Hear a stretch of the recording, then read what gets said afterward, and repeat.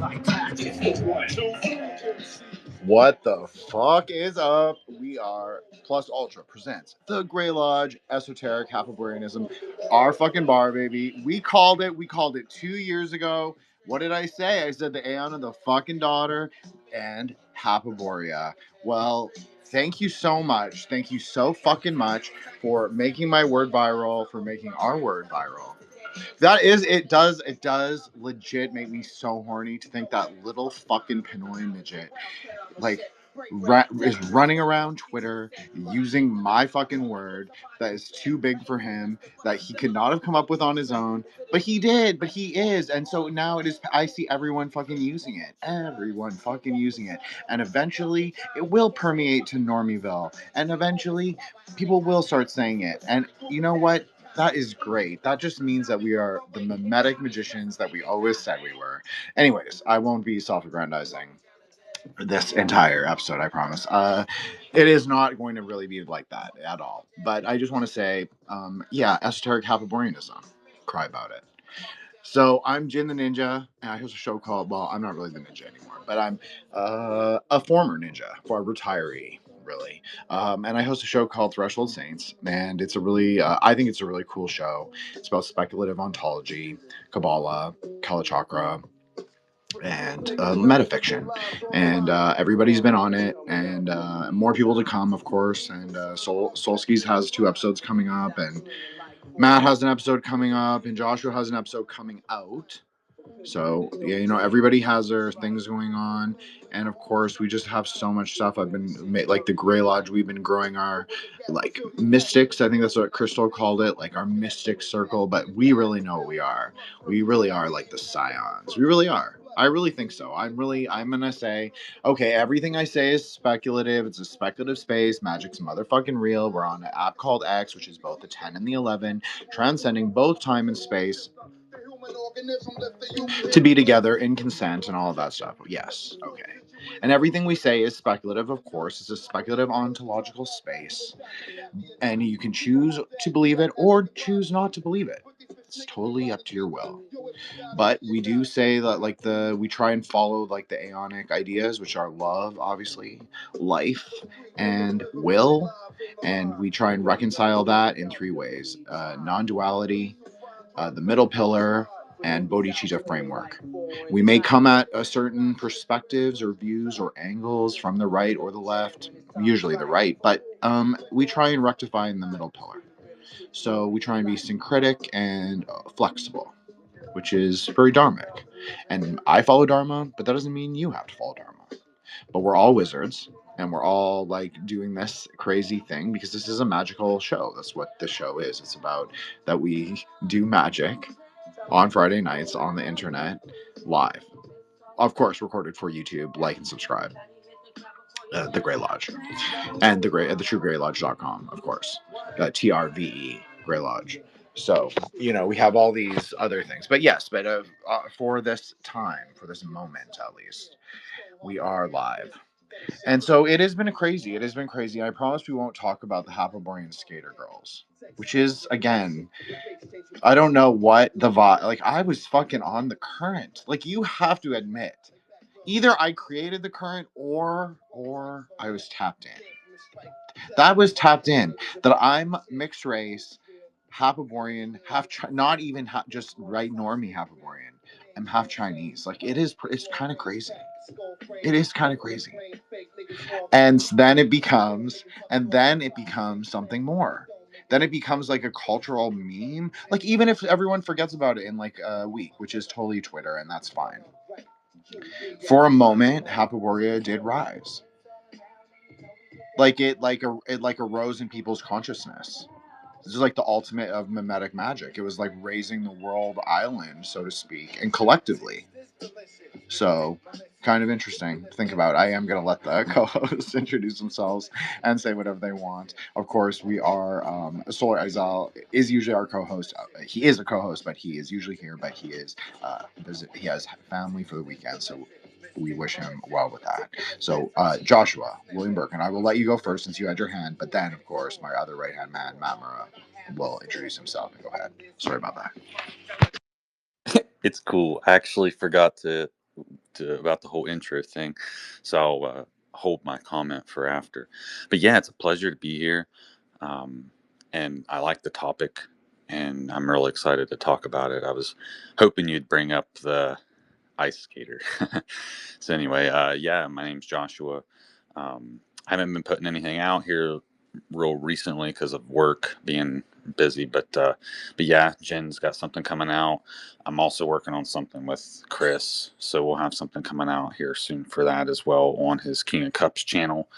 So anyway, it's a pleasure to be here. Shabbat Shalom. Thanks so much, Joshua. I appreciate that. And I just want to say, Joshua, for the record, we'll be coming back to do another episode with Seth on. I can't remember if it's Dark Souls or the other thing. Well, they're going to do part 2, right? So we had like a first and a second. So Yeah, wherever had that. Elden Ring and Soulsborne, like Dark Souls, Bloodborne, Elden Ring, those sorts of things. So we'll do the second part, and then that will come out. Everybody was excited when I told them the topic. I always forget the name. So, but okay, I'll let Matt go. But first, let's do a quick room shout out. So, of course, Cassandra, Cassandra, do you want a mic? You can have a mic, Cassandra. It would be awesome. You don't have to, though. I'm not trying to pressure. That's kind of mean. I'm not trying to be like that. But it's an option. It's an option. I'm just giving it as an option. Fro Blucher, my second favorite Twitter poet after Tom. Thank you so much for coming. Tom Will. So it's like, I'm not saying second as in like my second favorite. I'm saying compared to Tom, like everyone's second. Because even like for me, I like to think of myself sometimes as a poet too. And I'm still second as Tom. So. But thank you guys so much for coming. I appreciate it. You're obviously both part of our lodge. We love it. I think we've gotten some really cool people. I'm really excited, and we actually have fun. We've actually been having fun, like day to day. It's no drama, and it's just like so much fun. We just talk about weird shit, a lot of oven jokes. Interpret that as you will, I guess. But no, I think it's actually been like it's so heterodox now. Like we are just not the same group. Like we are the same group kind of in the core way, but we're not. We've kind of we've really grown. Like in a sort of a crazy way. Even me, I've grown. Like I have to like even this week I had to think like, oh, I better plan the space. I was telling Matt like on Wednesday I wasn't feeling very well, and I was like, oh, but I know we need to do it because we need to have the output. Like it's important. It's actually important for the YouTube algorithm to constantly do content, at least as much as you can. But it was just too exhausting to do it every week, especially if it was with like not that I was always by myself, but as if I had to narrate more on my own. Sometimes that happens. That's very tiring. So I had to like pace it a little. And this way I was able to get more of the boys like on a regular schedule. So it actually makes sense. But I knew we had to do it. So I had to like say, okay, we got to like figure out a topic. I'm very annoyed by the skater girl thing because obviously I understand that not everyone thinks it's a hyperstition, but Hapaborea really is my word. If you followed me since 2023, you know it's my word. And it is what it is. I've let it go. I wrote that post about it, so it's a klipa, and I will let it go into the motherfucking sunset, okay? I will. I let it be empty in the aether wave, and that is fine, and I really will abide by that. But I just want to say that it is fair use, and I'm going to continue to use it as I will or not. And it still is my word. I just have allowed it to be utilized by others. Anyways, I'll shut up now. Anyways, what I was trying to say is I was annoyed, but I realized like I have to pull it together and kind of like get our space going. And like I have to choose a topic. That's what I do. I have to do the keynote. That's what I do. Have to make it make sense. Have to have it be Kabbalah, since I am the Kabbalah prodigy.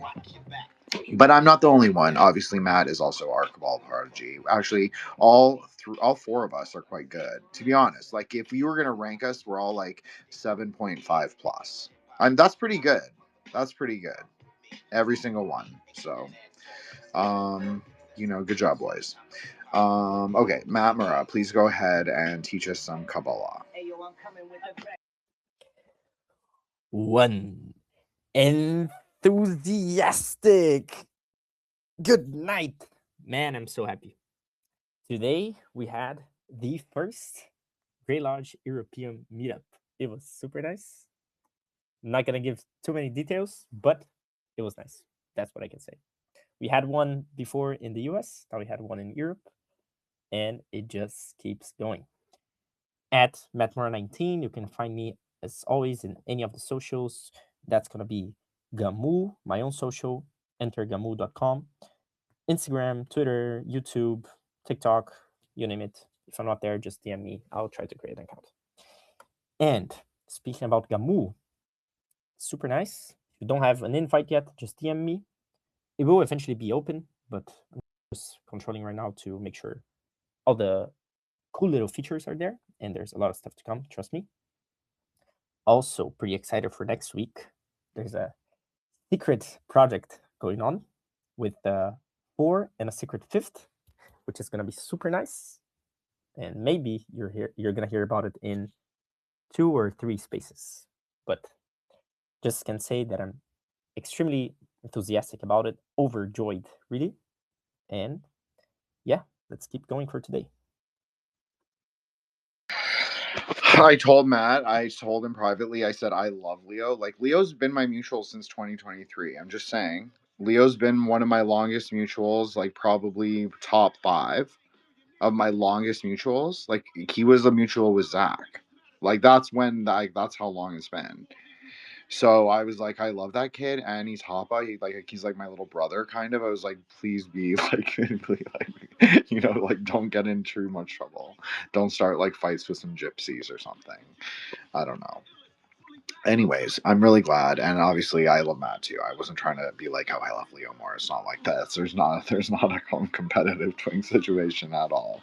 It was more of I just like Leo. I do because Leo would, Leo's very quiet in the group chat usually, but we have had like a personal like communication for so many years now, and he'll like very like calmly ask me like it's always like very theological questions like once he was into Catholicism, so he was going to try a Catholic church. So we talked about that for a bit. Then he was going to try a Protestant church. Then he was into that. Then he's going to try a Buddhist place for a little while. So we talked about that. It's like those kinds of things. And then he started reading Plato, and then he was talking about university. So it's always like very like sensitive young man discussions, I guess. So that's why it's like just like you come to appreciate people for like more, I guess, more of the layers you see and like behind the scenes. So it's not everybody, like to get to know someone is different than just like see them in content or to hear them on a show or to anything like that, right? It's so important to like cultivate. That's what I love about our group is that we kind of do cultivate friendships within it, and it is kind of cool now because it's a lot more chill and we are a lot more funnier and a lot more relaxed. There's Eros. We're gonna invite Eros up. Fuck yeah. I'm sorry, it's happening. Cry about it. I'm gonna be so annoying with that. Oh my god, it's gonna be like that for a couple weeks. I'm just gonna tell you that right now. Cry about it. It's such a good bar. I wish I came up with it. Fucking Eileen Gu. Her name Eileen Gu. Her Chinese name Eileen Gu Eileen. You could say that her name is very Aeon of the Daughter. You could. I'm just saying. It's but she has the character for love in her name, is what I'm trying to say. I'm very stoned. I'm sorry. I haven't smoked all week, and like I got some new strains, and I was like, I can't. It's like gonna be bad. But I knew solar wasn't coming, so I was like, it's okay if I'm a little incoherent. Okay, sorry, Joshua. Yes, please go ahead. Oh yeah, and Matt after that. Well, go ahead, Matt, because what I have to say I don't know where it'll go. So go ahead. Well, sure. I was just gonna quickly say that her name's Gematria, true Gematria, not bullshit you see on X and whatever. Actually, makes a magic square of 44, so that's pretty interesting, and it sums up to 17, which is the star in the tarot. So, pretty interesting if you ask me. Oh yeah, in the regular in like the not Matt's tree, but in the other tree, like the Hermetic tree. Matt has a regular tree. I'm not saying it like that. I'm saying Matt uses a slightly different mapping. I'm so sorry, Matt. If you go back and listen to all our episodes, I'm really cool about it, and I never make it a big deal. I always say like what Matt says about his system goes, and that is true. I wasn't trying to say it like that. I just mean like in the Hermetic tree, obviously that's path 17. That's as Matt said, it's 17. It's the path of the Zadi, the saint. Well, that's so fucking interesting, isn't it? So, Matt, then I have to ask you, did you do the gematria for Alicia Liu? Now you put me on the spot. I have to do it. Wait. Joshua, you can go. Okay, sure.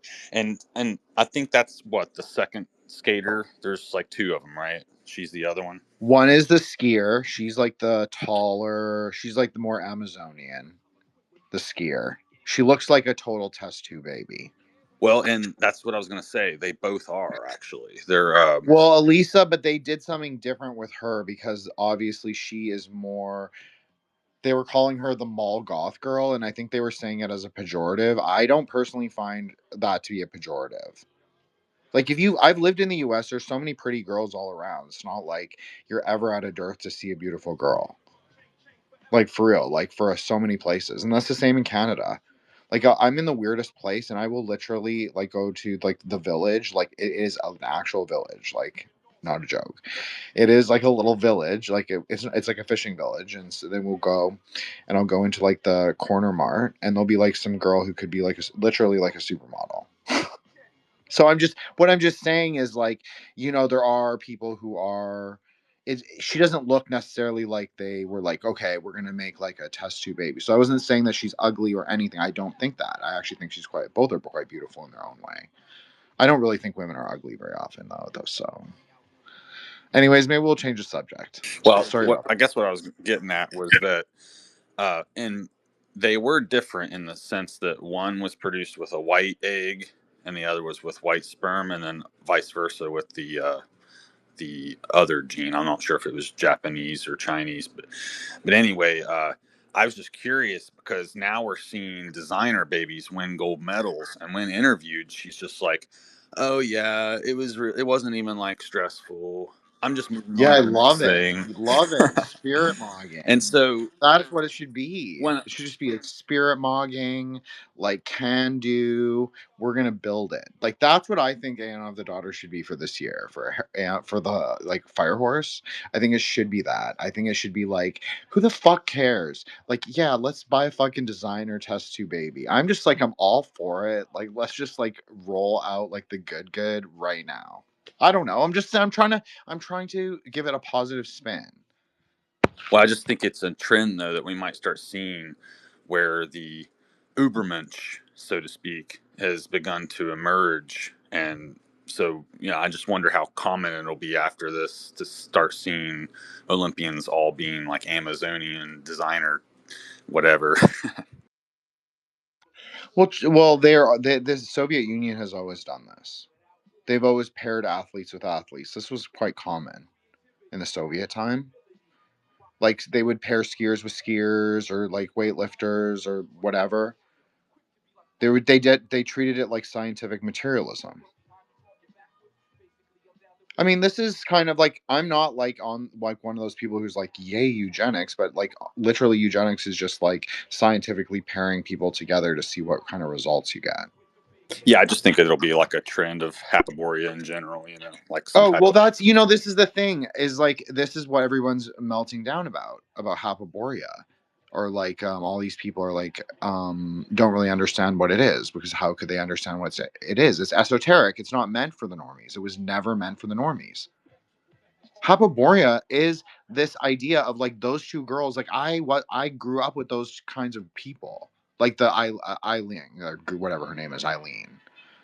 Like I know that girl. I went to school with that girl. I fought with that girl. I probably pulled her hair, or like maybe we threw chairs at each other. Who knows? Something. I was a baddie, and she was a baddie, and we did baddie things. Or maybe she got better grades than me, or I got better grades than her. Sometimes, like who knows? Could be that too. Sometimes it happens. I was a straight A student. I just want to say, and I was an AP. So, just saying. But you know, like they're very competitive. Like some of those Chiner kids are very competitive, right? Like I'm a Chiner kid too, so I can say that. I was really competitive with grades. When I would get A's on like certain things, or like when our AP marks came out and I got like a 5 on something, I made sure I carried it on the outside of my like textbook so like people could see it. Anyway, so I just want to say that like, you know, sometimes people like, this is the thing, Hapaborea is like my life, but it's also like the life of like a million other, it's like literally the life of like, it's like the real life of like my whole generation of like Eurasians, of which there are like a lot. And that's what's so funny about it coming to Normieville. And like you Joshua saying like, yeah, it's going to be like the Hapaborean designer babies. Like, yeah, okay, it is weird that both of these two kids came from like some weird Chinese breeding cult. Like, I agree, that's weird. But like, the world is fucking weird. Like, it is weird. Like, it is weird that we said the word Hapaborea 2 years ago and then now it's become like the mainstream word of Twitter. That's weird. So just like, I think we just have to, like we always say, like, surf the fucking aether wave, because that's all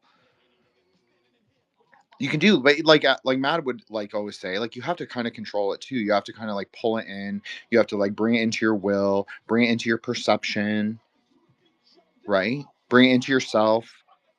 Like, if you can't recognize the Malkuth you're on, and I think that's a big part of Dzogchen. I know Solar's not here, but like that's a big part of Dzogchen, right? Is like the recognition of the primordial ground that you stand on, which are always there, but you don't always know it. Yes, Eros, please go ahead. I was gonna say, if we really want Hapaborea, we have to start marrying these Eastern and Western ideas, maybe. Well, that was the whole joke of like the whole Grey Lodge spaces. Literally, I've made this joke. I don't know, Matt, like, I don't know. How many spaces have we done? Like 100, 200 spaces? I've made this joke at least 100 times.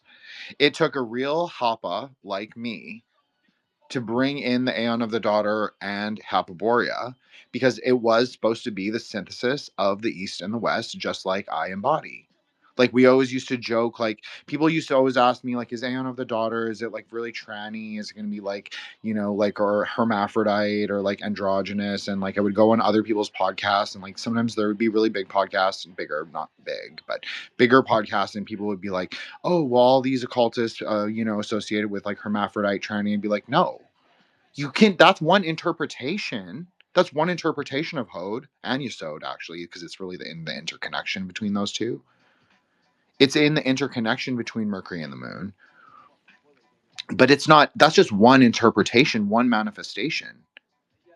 In the Shrivijaya Tantras, it's actually 3 women. It's the Lalita Tripura Sundari, expresses as Kurakula.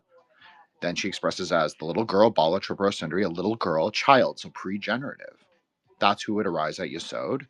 And then you would have what's called the mother figure, which is Vajravarahi, the Diamond Thunder Boar. She would arise at Venus or Netzach. So that's more the idea. So it doesn't have to be. It's just one interpretation. There are multiple views, multiple interpretations of the tree. So that's what I was trying to say, is that like I would go on other people's shows and people would be really insistent that this idea was like hermaphroditic, transgender, or androgyne, and I would be like, no. I was like, yes, we do borrow the psychic youth shit, and like I always joke, like it's the Aeon of psychic youth, and like we are kind of like the continuation, and we are like let's be real, speculatively, we are the continuation of the Temple of Psychic Youth, but we're just not like, we're not of the same cultural values or the same like people or the milieu or the ideas. We're just taking the name and maybe some of the syncretic approach. So I think it's like, it's all about the different views, like what Eros is saying. It's like the syncretic approach has to be in that the syncretic approach in and of itself has to be conducted in a certain way. So our position has always been, as the Grey Lodge, has been non-dual, bodhicitta, and middle path. So this also made sense to bridge the gap, you could say, for the Kabbalah bros, or the Westoids, the Western magicians, And so that's basically it. Okay, Joshua, go ahead. Yeah, thanks. So you guys mentioned Zodiac or like a saint earlier. So I thought since we're on the topic of that figure skater, I'd mention she has been doing her hair in a certain style where she gives herself halos. And of course, Zodiacs or saints have halos, right? So I just thought that was kind of funny you mentioned that. Uh, Rose requested to, by the way. We're gonna keep it just to Lodge tonight because it is just like that kind of space. But appreciate Rose for coming, and anyone from Lodge is welcome to come up. No problem. Sorry, Matt. Go ahead. And I had one more. Oh, sorry, Joshua. If you wanted to go ahead, I apologize. I forgot one more thing to add. She went away for a while, like retired, because they were putting restrictions on her diet and all sorts of things. And so she said the only way she would come back is if it was on her own terms. And so you're talking about aspects and expression. And so it kind of reminded me of how she, came back on her own terms. And because of that, she was able to skate in such a way that she enjoyed it so much. It seems like it became effortless and helped her win. So I thought maybe that would kind of weave into what you were saying there about Kurkula and all that, because it does remind me a lot of the Aeon of the Daughter, like you said, and she's dancing the whole time she's on the ice, for instance. Of course, Hapaborea She's a is. Dakini. She is a Dakini. Like that. Like people are like, what is he talking about? She's not like red and flaming. When she's on ice, like that. When she's dancing in front of the crowd, she is a Dakini in a way. If you understand. It's not like who she is. I'm not saying like an angel fills up her body. I'm not saying it like that at all. I'm saying that just she's simply a reflection of what a Dakini is. So a Dakini can also be human. That's really what it is. Well, she So could. She could she be. is the vehicle for the Aeon of the Daughter. She is the Kumari. Because That doesn't mean she's the only one though. There's multiple ones. It's all dependent on specific things. It would be dependent on like if you're going to do it in a really metaphysical way, it'd be dependent on like birth date, eye color, things like that. Things like that. Like more like tantric astrology things and like some metaphysical like marks and signs kinds of things. But yeah, she is the Aeon of the Daughter. Like, I'm not saying she is the Aeon of the Daughter. She is the Aeon. No, the Aeon arises, number one, in your own mind first. Number one. But does she embody that quality, the Aeonic quality of like free will and love and sort of like non-duality? Yes. So definitely she is the Aeon of the Daughter. But just like how all women can sort of embody that, and men too. But it's harder for men because it's a female Aeon, right? So we have to sort of rectify the polarities, in ourselves to enable to like kind of bring the daughter out to play. That's kind of the idea. Anyway, sorry, Eros, go ahead. Or Matt, sorry. Whoever's gonna go. I think it's funny that you would mention that. I mean, she is very. We talked about Eros earlier. She is very embodying of Eros, and this idea of Eros and truth. And I think Eros leads you to truth. Wasn't it interesting that Kurkula's arrow always leads you to the truth? That's like a big part of like we even discussed this I think in the group chat. So it is kind of interesting, as we always say, as Matt always says, our greater discussions, our meta discussions are always informed by the synchronicities, but they're not really synchronicities. They're really like Kabbalistic understandings and expansions of the greater tree that we've built in the chat and like in the work that we do. It's kind of cool if you think about it. It's very meta. I like it. Anyways, no, I agree. She embodies like all the Aeonic qualities. She's like happy. She's sweet. She's polite. She is not a bitch. That is not the Aeonic quality. That was the mistake. So there'll be lots of these kinds of like misfires and mistrials of like people who like are kind of like almost the archetype, but then they kind of miss it. But the archetype is not a bitch. That's more Aeon of the Mother. And of the daughter is not bitch. It might be baddie in a way, in like a sweet baddie, in like the way that Zoomers are kind of like baddies, like kind of like Puritan-y baddies. But it's not like it's not going to be raunch. It's not going to be bitch. It's not. That's not it. It's like she is the perfect embodiment. That's why she captured the zeitgeist. It's exactly it.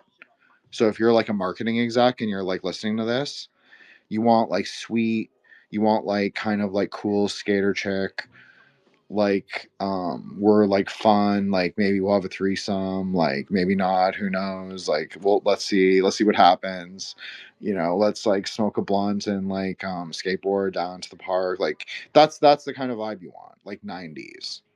That's what people want. And I think also like we're all grown up enough to like recognize that like there's something in that that's not, it's actually kind of fun, it's kind of like easygoing, it's kind of dharmic. She is kind of dharmic, Zach. I mean, hey Zach, obviously, hey Zach and hey Vanessa, and like, but they are kind of dharmic. I mean, she is kind of dharmic. She's kind of being like, I can embrace everything, but I don't get attached to anything. I think that's a little bit like extreme for me personally, but I actually think that's a good attitude. Because like, what can you really control? We always say like the first thing, number one thing for any magician, the first thing you can control, the primordial ground upon which you rest, which is your own mind. If you can't control your own mind, how can you control anything else? How can you climb the tree? Malkuth has to hold up the tree, so you better get that up straight up, right? Because it's not just Malkuth, it's Malkuth and Yesod together. So, you know, it informs everything and it is so important. So that's why you have to take control of your own mind. Yes, Eros. Sorry about that. Go ahead. Well, I feel like, you know, you don't want too much detachment, because I think the goal of like Eros and truth is almost like this magnet from your soul to lead you to maybe your true desires and our true continuity of meaning. And, I think that it's okay to attach to certain things. And, that's where we're going to find our happiest selves and our most joy, and present ourselves in that joyful and authentic, magnetizing way. Look, I am really attached to someone. I'm just going to say it like straight up. I'm really attached to the Grey Lodge, and I'm really attached to Cassandra. I'm really attached to you, Eros. I'm really attached to Matt and Josh and Rob Luker, and of course Zach, and of course Vanessa, and all of you. The Solar, of course, everyone, right? Everyone that we interact with. Like, I enjoy it all. I love the like little crew that we have, like how supportive we are, and then also that we share things that aren't necessarily like the most I don't know, like based right wing kind of cool things, but maybe it's like important that we can like see each other more. Like you can see more of the contours of people, right? Like when you can see their flaws. So like when we're more honest or more, you know, it's just you can see the contours of people better, I think. And so I think that is like something that we've cultivated like in a safe way, that is like not crazy, and is like we try and be more healthily parasocial. So we're modeling the e-sangha, of the future. That'll be our next thing for sure. I'll definitely do a space on that. Okay, yeah, Joshua, please go ahead. And since we're still on the topic of that skater, I wanted to mention something else I heard her say, because she sounds surprisingly mature for her age. But part of what brought her back to skating was that she said that she began to pursue other interests. And as she was doing these other interests, she realized how much she loved skating. And so she came back, but with a synthesis now of what she had experienced. And so it kind of reminded me like how as a child, She was very, very structured under like Saturnian influence, very structured with her time, meals, everything. And then finally she got to expand, maybe like a Jupiterian kind of vibe. And then, you know, after she expanded her horizons, so to speak, she was able to come back, and then it wasn't work. You see what I mean? She was able to have fun. So it makes me wonder, like, if she would have even been able to get gold without that experience. Well, there's something very alchemical in the way that they've narrated her story, right? So, as you know, Joshua, like, we are a parafictional space, we are a metafictional space. So I don't know if any of that is true. Like, I'm not saying I disbelieve it. I'm not even saying that at all. I'm just saying that it is narrated in a particular, maybe peculiar way, that it is kind of alchemical. It's kind of like very Twyman-esque, if you want to reference that. I know everybody loves to bring that up now. It's like her name has been totally uncorked on the timeline. I see her name like 4 or 5 times a day now. So crazy. Shout out Zach, obviously. But I think it is. I think it's a narrative. It might be true though, right? But it's also alchemical. So you have to keep that in mind. Like Cassandra and I were talking about this actually on IG. It was like, so many things are hermeneutic. If you only have the perception to see what they really are. Sorry, Matt, go ahead. For sure. So yeah, I mean, it's all synthesized in her gematria. She has as the personality the 3, so that's again the joy, the empress, all the creativity, the expression, and so on. And that's the public part, right? That's what we can see, what it's going to be sold, and so on. But when you synthesize it, she has her individuality as the 1, and then obviously 1 plus 3, she synthesizes to the 4. So all the structure, the stability, and everything that Joshua was talking about. And it's funny to see as well that she has Virgo Venus, apparently. So again, very detailed to the things she loves doing and so on. So even if on the outside it can appear as these like funny, joyful, and so on, it's definitely not just, people will conflate just do what you love and so on, as do it without care, but that's not the point at all. It's quite the opposite, actually. It's quite almost obsessive, where you love it so much that you don't think about anything else while you're doing it, like all the nitty-gritty, all the details and everything. And that's what makes you shine in the thing, because you care. And that's the point. If you don't care about it, then you're not going to do it. Now, as Jin was talking, right, do you even ride your own Merkaba?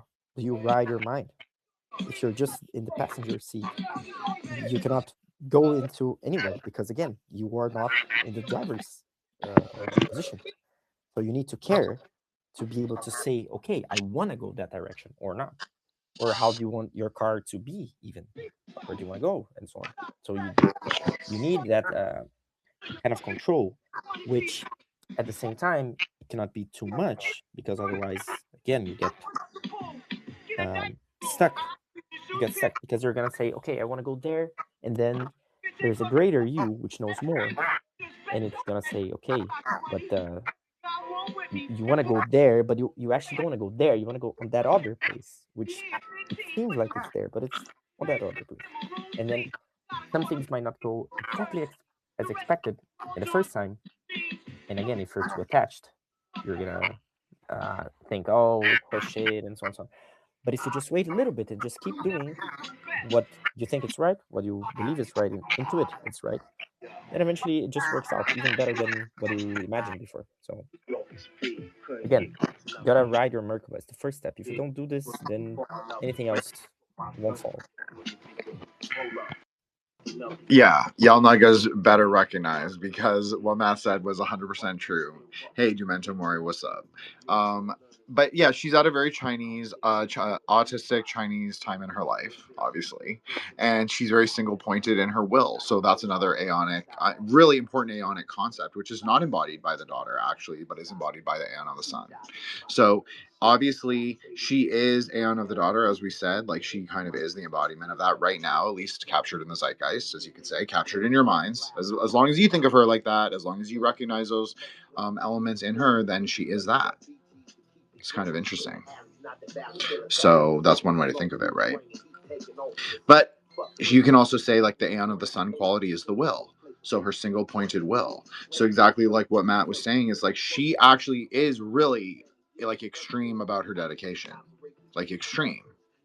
And maybe that is where humanity is going, is like we're going to be like much more technical, but then we're going to be like a lot less I'd like to be like more optimistic, but then I hear like what Matt is saying, and I like could also see that it's like very marketing. It's like a very much a marketing scheme. Like she met with a marketing team. They were like, this is who we want you to be. Like this is who we're gonna sell you as. This is your image. We're gonna make you go viral on Twitter. You're gonna be like, we're gonna do like Hyperborean, like black swastika edits, like all of it. I really liked them, to be honest. I thought they were great. I obviously had a viral tweet off of it, so yeah, y'all nuggas can cry about it. Sorry, Matt, go ahead. Again, anything that it's available to the public, so Olympics, politics, whatever, right? Anything, it is already manufactured.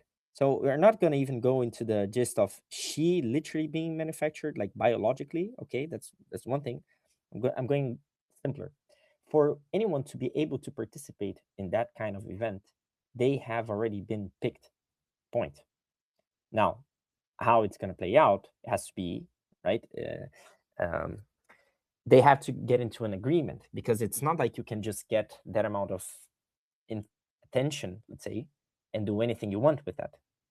So it definitely is manufactured, and it always was. It's just right now it's more into our faces. It's clear to see, especially again, if you know Kabbalah, they know exactly what they're doing with everything, right? The colors, the names, the decisions, the, like you're saying, the posts they're gonna do afterwards, and everything, and so on.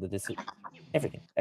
So, but again, that's not for you to become a nihilist and say, so nothing matters. No, that's the fucking point. It's a show. Enjoy the show. Enjoy the game.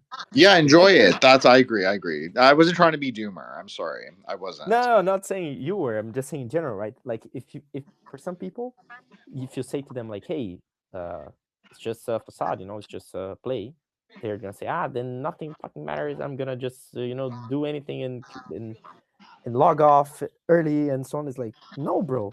The point is, now that you understood it's a game, now you don't take it that seriously. As in, you don't think, it's over and everything. No, you just play and have fun. That's it. It's cool. You just go forward. Yeah, I do like that's what I was trying to mean. That's exactly. So thank you, Matt. Thank you for translating from my older generation to like the younger one.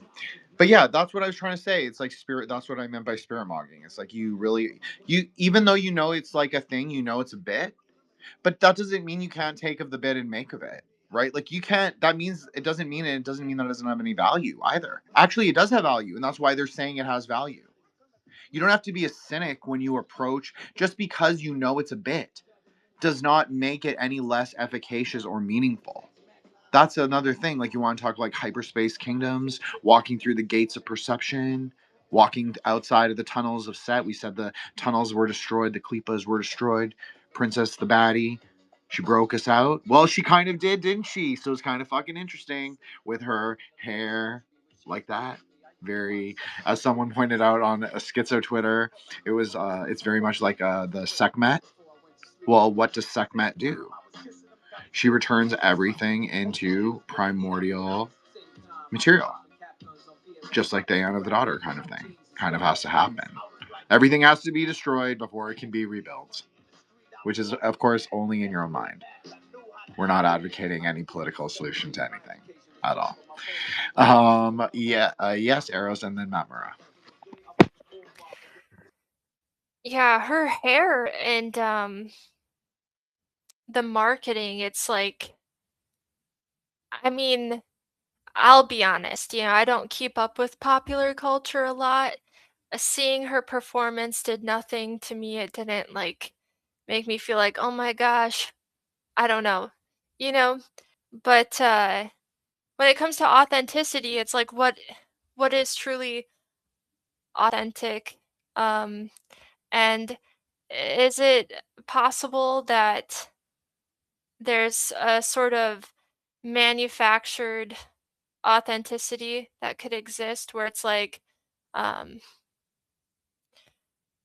and how does that work? Because there is, I feel like when I saw her performance, honestly, I was surprised that she got such great feedback, because um, authenticity is so particular that it's either strongly rejected or or it's accepted, and I could see her archetype being rejected, 80% of the time. So what is it that made it that um people were really drawn to the archetype this time?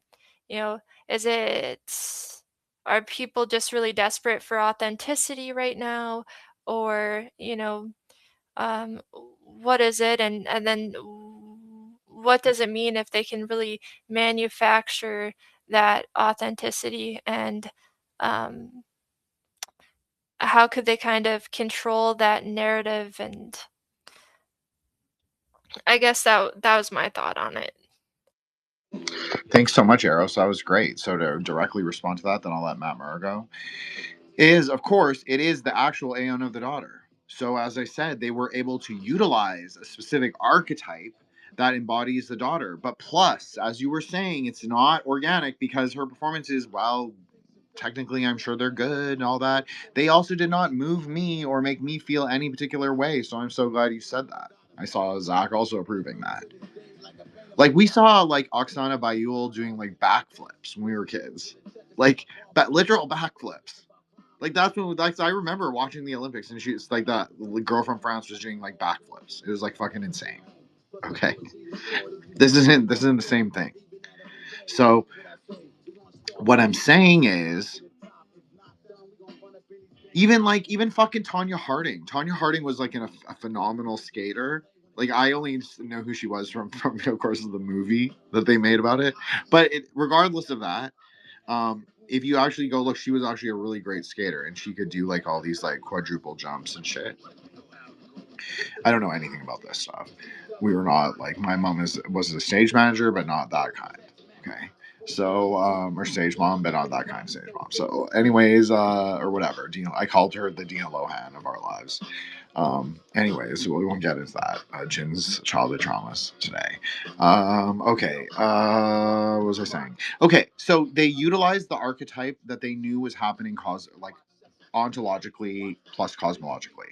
So like plus time, X space.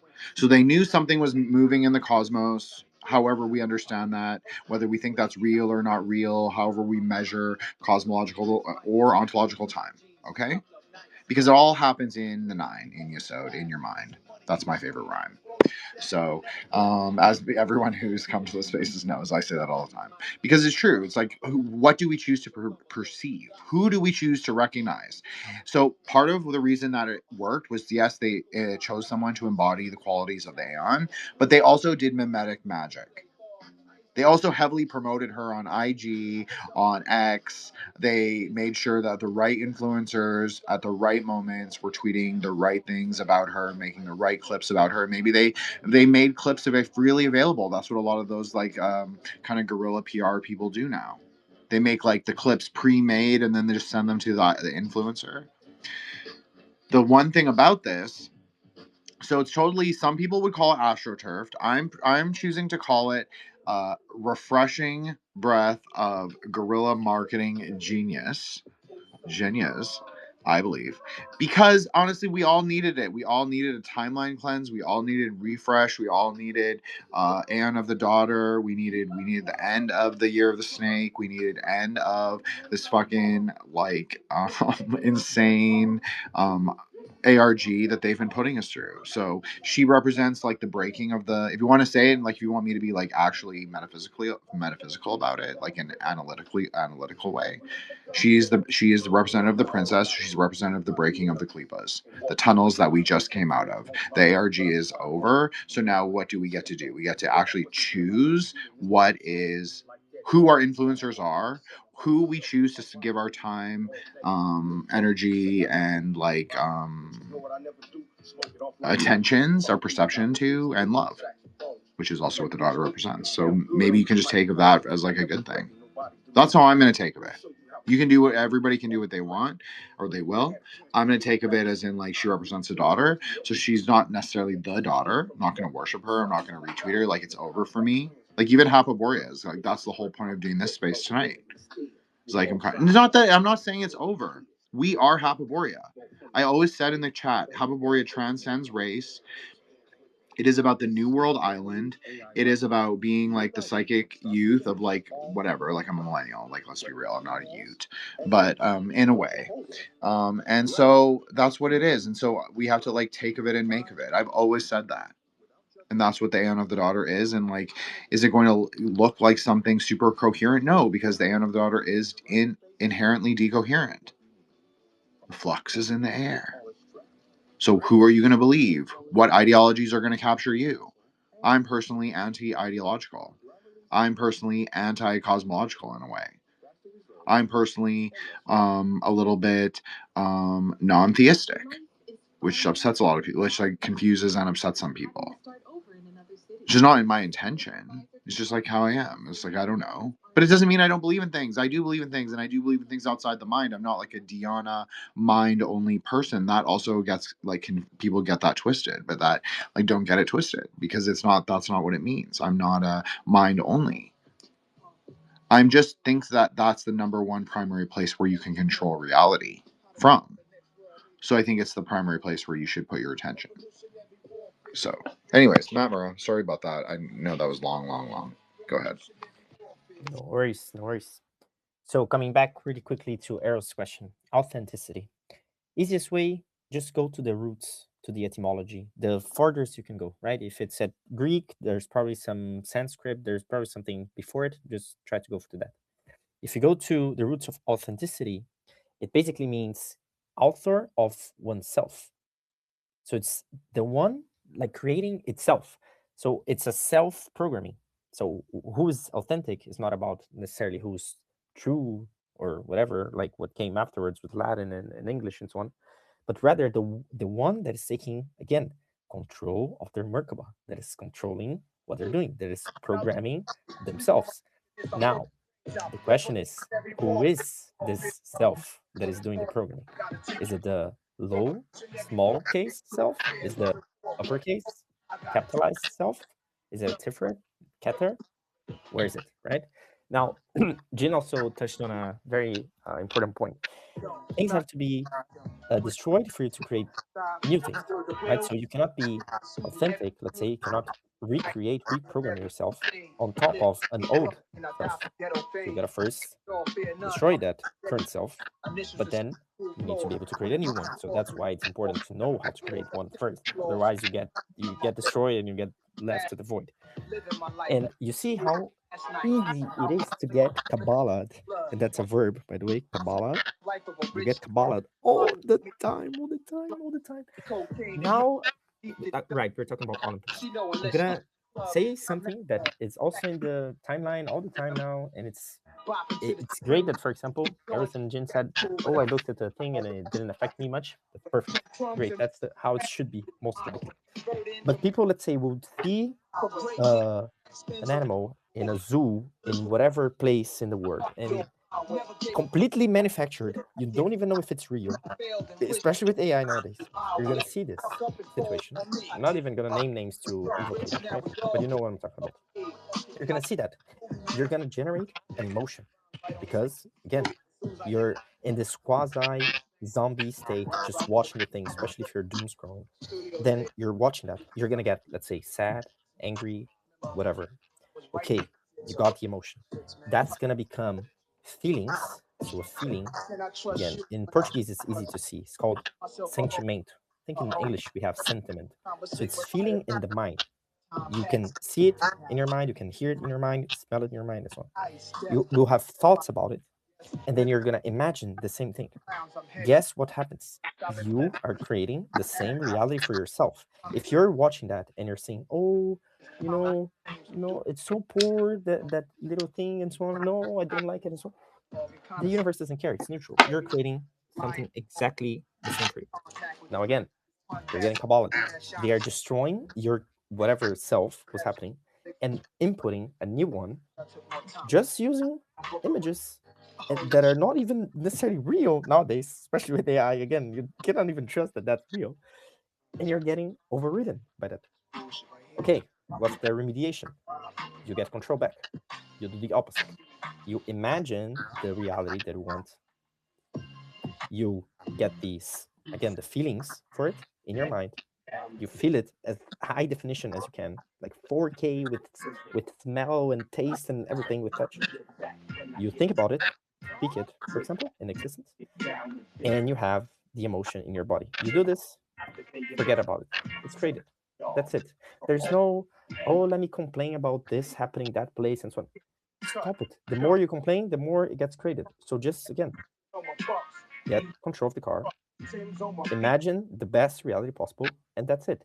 33% of people doing this, reality gets created instantly. You want people to start, I don't know, elephants to start flying like Jumbo, Dumbo, whatever the name. Okay, 33% of people. Just this. So if you want, we had already, right? The spaces on solar punk. If you want some kind of solar punk, Aether punk reality, just need 33% of people believing, understanding it, imagining it. Then that's it. So it's easy to get Kabbalah by the opposite way, like I said. They get you into the emotion. So anytime like TV, radio, I don't know if anyone listening to the spaces still watches that, but I don't for years now. Just it's too slow. But anyways, I was there at my grandma's home for a while, and they watch it, and it's constantly like bombarding with things like, oh, this person got robbed and this happened and something. Again, you don't even know if it's real, and you're getting all the emotions, and you're recreating that in your life. There's no point, like literally, no point. You gotta get control of the programming back. Yeah, 100%. Obviously, it makes total sense, right? You want people to believe in your reality or whatever reality. And that's why I always say, like, that's why Dharma is like the most important lesson that you could ever hear. Like, I'm gonna be serious for a second, like actually serious. I know, crazy, right? Hey Al, what's up? But I'm gonna end Stitch. What's up?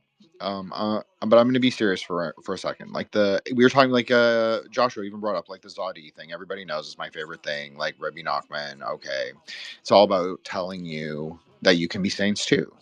Telling people that they have the innate potential, whatever your religion, right?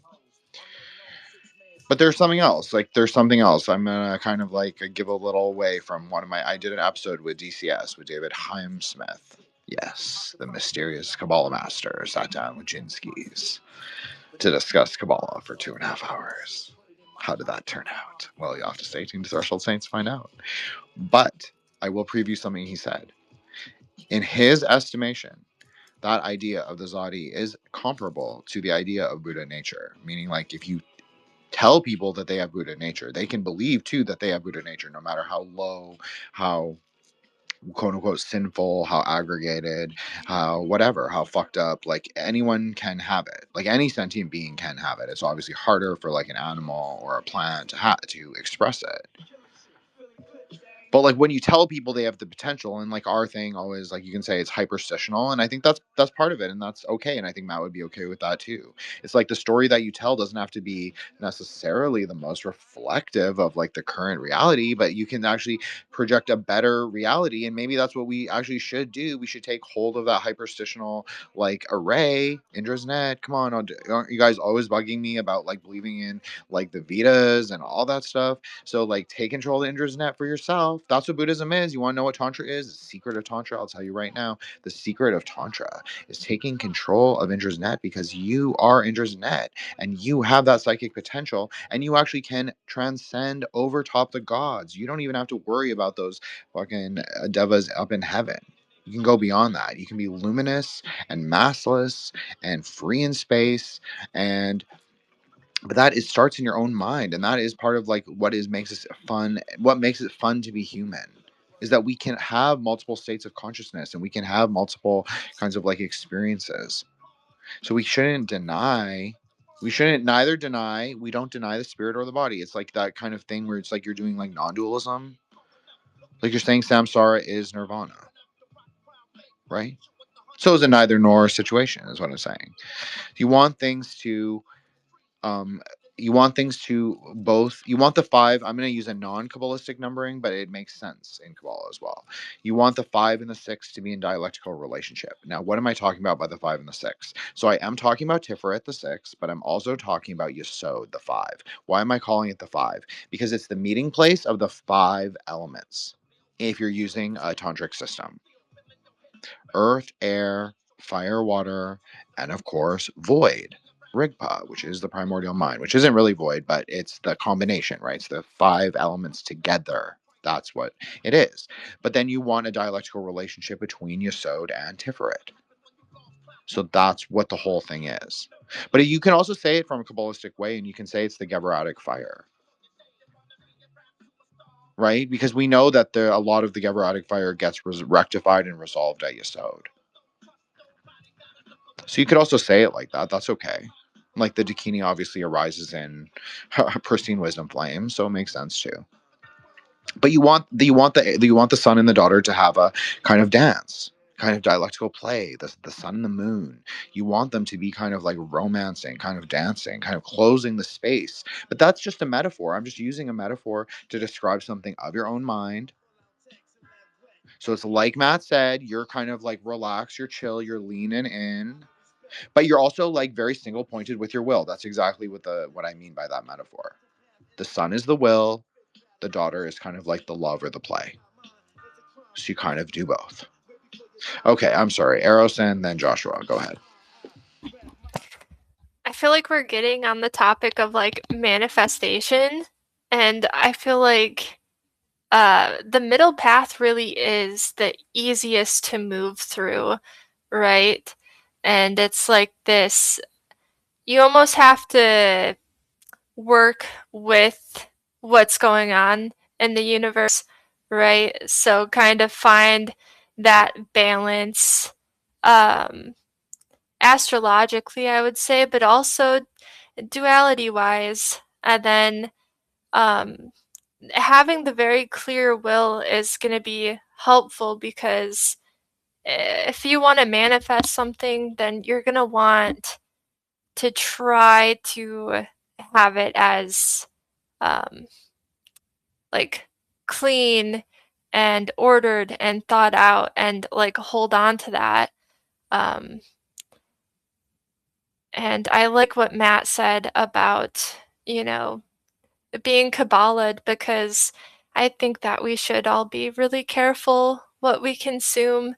And it's kind of awful because 95% of what we see is very negative, very, very negative.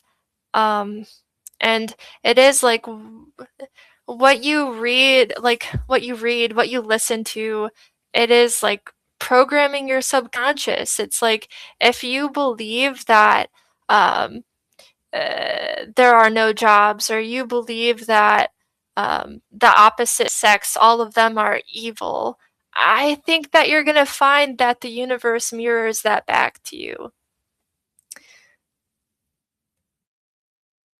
That's what's so dangerous about the discourse. That's what the whole time that we've been saying about for the Grey Lodge, and like obviously Eros has been a part of it, like in spirit at least the whole time, obviously. Because that's exactly right. That's like what we've been saying. The discourse is the poison.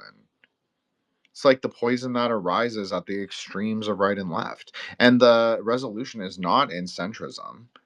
The resolution is in like what can we do with like the actual good ideas that arise from both places. Like what are some good ideas from this side of Twitter? It doesn't have to be left or right politics. It can just mean like what is good from this side of Twitter?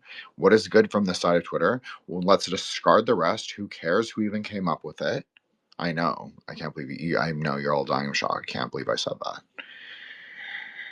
Okay, fine. So who cares who came up with it? And what are we going to make of it? And that's exactly right. And that's how you resolve things. You rectify, you synthesize, and rectify. That was like that's the whole middle path. Synthesis at Tiferet, rectification at Yesod, at the moon. Because it's the place where the 5 elements meet. So it makes the most sense, right? You get to reportion out into your body, into your vitality. That's where you do it. And your ideas, their higher mind, that's at Tiferet at the sun. So it has to be both. I did want to ask too, just really quick. When you guys are like Matt, like what Matt's talking about, and this is probably a great question for Matt, but when you're determining what you want your will to be, what you want to manifest, how do you go about doing that? Because I had posted the other day, right? It's almost like we're making software updates without getting to test them first, and we just have to push it to production and hope that it works out. And if not, then it's like we just have to tweak it and then hope that works out. And that is not the funnest process. Okay, Matt, go for it. I'm sorry about the music. I saw Joshua's thing. I apologize. My bad. I was enjoying it too much. Hapaborean deep cuts. No worries, no worries. That's a great question. So it even, I think when I had my episode on the whole projects with Jin, I think someone also asked like, okay, but cool, I understood how to do it, but I don't even know what I want. So it doesn't matter that they know how to create things because they don't know what they want, right? Well, reality is you always want something, even if, like you said, subconsciously it's there, it's being programmed. So you always want something. And at the end of the day, you have to treat your mind as the playground, as the, you were talking like production, pushing to production. So your mind is the development environment. You run it in your mind, and then you see, okay, would it be nice? Silly example, okay? Let's say you picture yourself traveling somewhere, and then somewhere you never went, right? And then you can imagine it doing well or so on, or you cannot imagine. So you start to play around with that. Eventually, either you're gonna hit a block where you cannot go forward because again you don't have enough information about it, so you have to go and fetch more information and so on. And then you're gonna, in this process, start to understand, and you have to be aware. I think that's the most important point, and that's why meditation is important, because you got to be aware of this. Like, what are you feeling while you are doing this thing, or like researching it, or thinking about it and so on, because that shows you what actually is gonna be manifested, right? We are in the feeling simulator. It's the step when it comes to your body. So it's quite like and that's a good thing as well about people. A lot of people complain, oh, Saturn and time and so on. But it's great that we have that, because otherwise you're gonna think something and it's gonna instantly exist and happen. And imagine that the whole would explode literally the same second. Like everyone, at least everyone in traffic would murder each other, and it would be over, right? So it's good that we have time to think about it and to maybe cancel something if you say, oh, maybe that's not the place. But reality is, the more you get tapped in, like Jin was saying, to your Tiferatic consciousness, your consciousness in that and Kether and so on, the less you actually will things, you kind of just know what you have to do, and you just do it, and you enjoy it. So it's less about like choosing. That's what I wanted to say. So you don't get to necessarily choose, quote unquote, because you already know what you chose, let's say, before, and you're just now playing it out. It's like a long game, right? You already got all the cards just by being born in a specific city with specific parents at a specific time, and so on and so on. You already got dealt a lot of cards. I'm not saying that cannot be reprogrammed. They definitely can with Kabbalah, but you already chosen a lot of stuff. And if you think about it, okay, why did I choose this? Where am I trying to go? You're already like more than halfway through, if you can get somewhat of an answer. And then there's less decisions to make because you already know the decisions you took. So then it's just living those decisions. But anyways, when you understand you can choose different stuff, it's cool to play around. Eventually, it also gets boring because imagine like you're playing a game and then you have cheat mode, God mode on, right? You can just do anything. Unless you're pretty creative, eventually it runs out. So it's like, okay, I can do anything. Like I can imagine bazillion dollars and it happens. Okay, cool. So you end up enjoying then the chaos of, okay, what would happen if I just get to see? You know, I'll try not to interfere very much and just try to see something pops up and you're like, cool, let's see what happens. and then either you get good surprises or bad surprises, but you get some surprise, and that becomes the point again. It becomes joyful again. So it's always expansion and contraction, right? It couldn't be more easy than that. You expand something until you exhaust it, and then you contract it, and it keeps going. It's how we breathe, how we pump blood into our bodies, and so on and so forth. Hope that helps answering. I mean, that is like Matt did a great explanation. I think that it is important for women. So I'm going to speak a little bit more as someone who dwells a little too much in the sublunary, as I've accused other people of doing. I do too. It sometimes women do that too. I'm not saying I'm like a woman. I'm saying that some people, like people who are more mystics or poets or whatever, you do tend to dwell in the sublunary worlds, the world of dreams. It's a natural inclination. A lot of Jews are like this too. It is what it is, but it can make you very neurotic, and it can also make you very unfocused. So it is important, very, very important. And I've learned this more and more and more the older I've become, honestly. Even in the last 3 years, you can actually ask Matt. There have been times when we podcast together and be like, oh, I finally get that very important Kabbalistic idea. It like finally is clicking, like what is going on in that, like Sephra, especially Tiferet, which is really hard for me. So still it's not as hard as it used to be, but it actually makes a lot more sense now, which is probably funny and true. It's probably like Hashem's way of, laughing in my face. I'm saying that as a joke. I'm not Jewish, but I'm obviously Buddhist, but it's still funny. So anyways, the point is that you have to rise up. It has to be the dialectical relationship between the 5 and the 6, which happens inside yourself more. Like, we were talking about Eros one time. I said it was like Buddhism has 10 directions. 8 directions are outside of you, and there are 2 directions inside of you, the up and the down. Where are they going? What are you doing with them? That is the dialectical relationship I'm talking about. The world of vibes or the world of the will. And that is really going to be the negotiation for Aeon of the Daughter, if you want to use Aeonic framework. That's why she's depicted as a dancing Dakini. She's dancing with both feet. It's the Yod on Malkuth. She's dancing, 1 step, 2 step, because she's not going to overbear. She's not going to be overburdening on either analogical thought, Hod, or material reality, Netzach.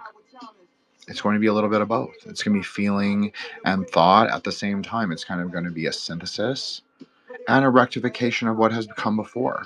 Because what has come before, I think this is really important too with the Alicia, whatever her name is, Elisa Lou, whatever. I think the point is that what the fuck has come before? Because it really does feel like the end of history in many ways. Like, you have people arguing about the origin of Tantra on Buddhist Twitter this morning, if you want to go look at my feed. Like, what the fuck are we talking about? Like, what are we doing here? Like, it's so long settled, and then you have, like, people acting like it's some revelation. How is that a revelation? We don't even know what history is. History is so speculative at this point. It's just whatever people say it is. It has no bearing on reality. It has no bearing on actual, like, material. I'm not saying, like, history as in, like, don't bother learning history. I'm saying, like, what does it even mean? People have no reference point for what things even mean anymore. It's all just bullshit. So what I'm saying is, it's just like, where do we put our attention? And also, like, we have to be more Hasidic. That's one of the really important Aeonic ideas. Like, not Hasidic is in Jewish. Hasidic is in embody the Sephra of Hesed, loving kindness. Jupiter, your favorite Eros, your favorite, right? Because he's infinite in his potential, infinite in his diamond thunder, infinite. He's the ocean of stable lightnings. You want to hear a really Dharma bar? That's a Dharma bar. Some master wrote that. He's like, the sky in your mind should be as the ocean of stable lightnings. How beautiful is that? That's really beautiful. So that's what you want it to be. That should be Diamond Thunder. That should be where the spark of Hod becomes the heart of Hesed, right? So it should be like it should be your compassion and your ability to be expansive in space, but Hesed is always, always, always mediated and moderated by its relationship with Mars, with Gevra, the fire of discrimination, the fire of discernment. So again, Buddhism gives us a perfect way to visualize this. And I'll even post an image if people want in the chat after, you look at a Dakini standing on water, a burning girl standing on water, so the flame reflected. That's really, I think, really profound. So that's what we have to do. We have to bring the fire and the water and make Diamond Thunder. Okay, Eros, go ahead. Yeah, I love that. And I just wanted to respond to Matt first really quick about this idea of eventually you just know. And I think that it is that process where maybe you follow that Eros pull that kind of tells you like this is your truth, whatever this is, you're pulled to that. And it makes me think of the Hermetic lots, which is this idea of, I mean, even beyond the Hermetic lots, that's just how you would find these things astrologically. But the idea of the daemon and of Eros is more than just a myth, right? It's this idea of your higher self, or your, you could say like your HGA if you were a Thelemite, or your daemon if you're Hellenistic. And it's this idea that you'll see synchronicities from your daemon, or it might present something to you that feels very meaningful, and you feel an Eros pull towards it, and it's your spirit's way of guiding you into doing what you're meant to do, and that if you listen to those things, that eventually you can. Obviously, we can't just do whatever we want in the moment. Like, that would be nice if right now we could just, our lives are right here, right now. This is our life. We could act like there's no past and no future. But obviously, we have to do some forecasting in order to get us where we are. But maybe there's this idea that if we do follow that Eros pull, that we can end up in a position where our life just naturally is set up in a way where we can just interact with it so naturally, and it's like we are doing exactly as we are pulled to do, almost at all times. You just described Taoism, basically. Like, but it's so funny because I know you're so against the chaos principle, but like the more Eastern ontology posits it as like a positive force. Not positive. It's a negative force, but not negative in the way that it's negative. It's a polarity, you could say. Shout out Joshua. It's a polarity that you have to we call it riding, like the Quicksilver Surfers. You have to ride the polarities. So that's one idea. But then you could also say balance the polarities. That's a very Aeon of Mott idea. We all know that this is an Aeon of Mott group or Aeon of Mott space. There's no getting around it. I mean, come on. It's just that we don't necessarily use the Egyptian framing, right? But it is that. And so you have to balance it. But it is in your own heart. That is the one interesting thing about Kurkula is that her name, Rigjama, means love is the cause of knowledge, but it can also mean the heart is the cause of knowledge. And then there's this idea in Kabbalah that also matches it almost like verbatim, which is Lamed Mem Dalet, which can refer to the heart of Eve is the cause of knowledge. So it's like saying that the path to Doth, the path to what I would say as a non-dual Kabbalist is non-dual gnosis. Love is that. So you could say that. So what kind of love? Well, it's interesting. It's like, are you talking about love for God, like ahava, like sort of obligatory loves? Are you talking about romantic love? Are you talking about sexual love? Are you talking about, like, I'm not saying to you, Eros. I'm saying to just, this is the general question for we've been trying to, like, I think, parse through. But I think that the Kabbalah is clear. I think the Tantras are clear. It is not like the bija, the seed syllables. We were talking this morning in the group chat about how the deities in Buddhism really are words, right? They're really words. That's the secret. People all want the secret. That's the secret. So they're really words. These primordial syllables we call bijas. They're usually Sanskrit. They can be written in Tibetan or a Siddham script or multiple other scripts, or Chinese even. So the one for the daughter is Hri. We talked about this many times. But Hri is the bija of self-respect. Interestingly, she is the Dakini associated with the function of love. Now that has a deeper actual meaning in Tantra. Like, she's not actually one of the sexual Dakinis, like almost at all. Almost at all, actually. It's really interesting. She can be. I said she can be compared to the Aisheth Zenunim, the princess of the Klebas. Like, it's a prepubescent girl who sort of directs sexual rites. This is from early Tantra. She can never be in any. She's never involved. When I'm saying I'm not saying prepubescent. Sorry, post-pubescent. So it's like 13 to 16. Sorry, I misspoke. That was my bad. So it's a girl 13 to 16 who is involved. I'm not saying people do this anymore. I don't know about anything about this. I'm just saying this is an idea. Is that it would be like this Kumari figure who would direct sexual rites, but she cannot be involved. And obviously it has like a goetic component. It has a klipothic component, but they can never be involved in sexual rites.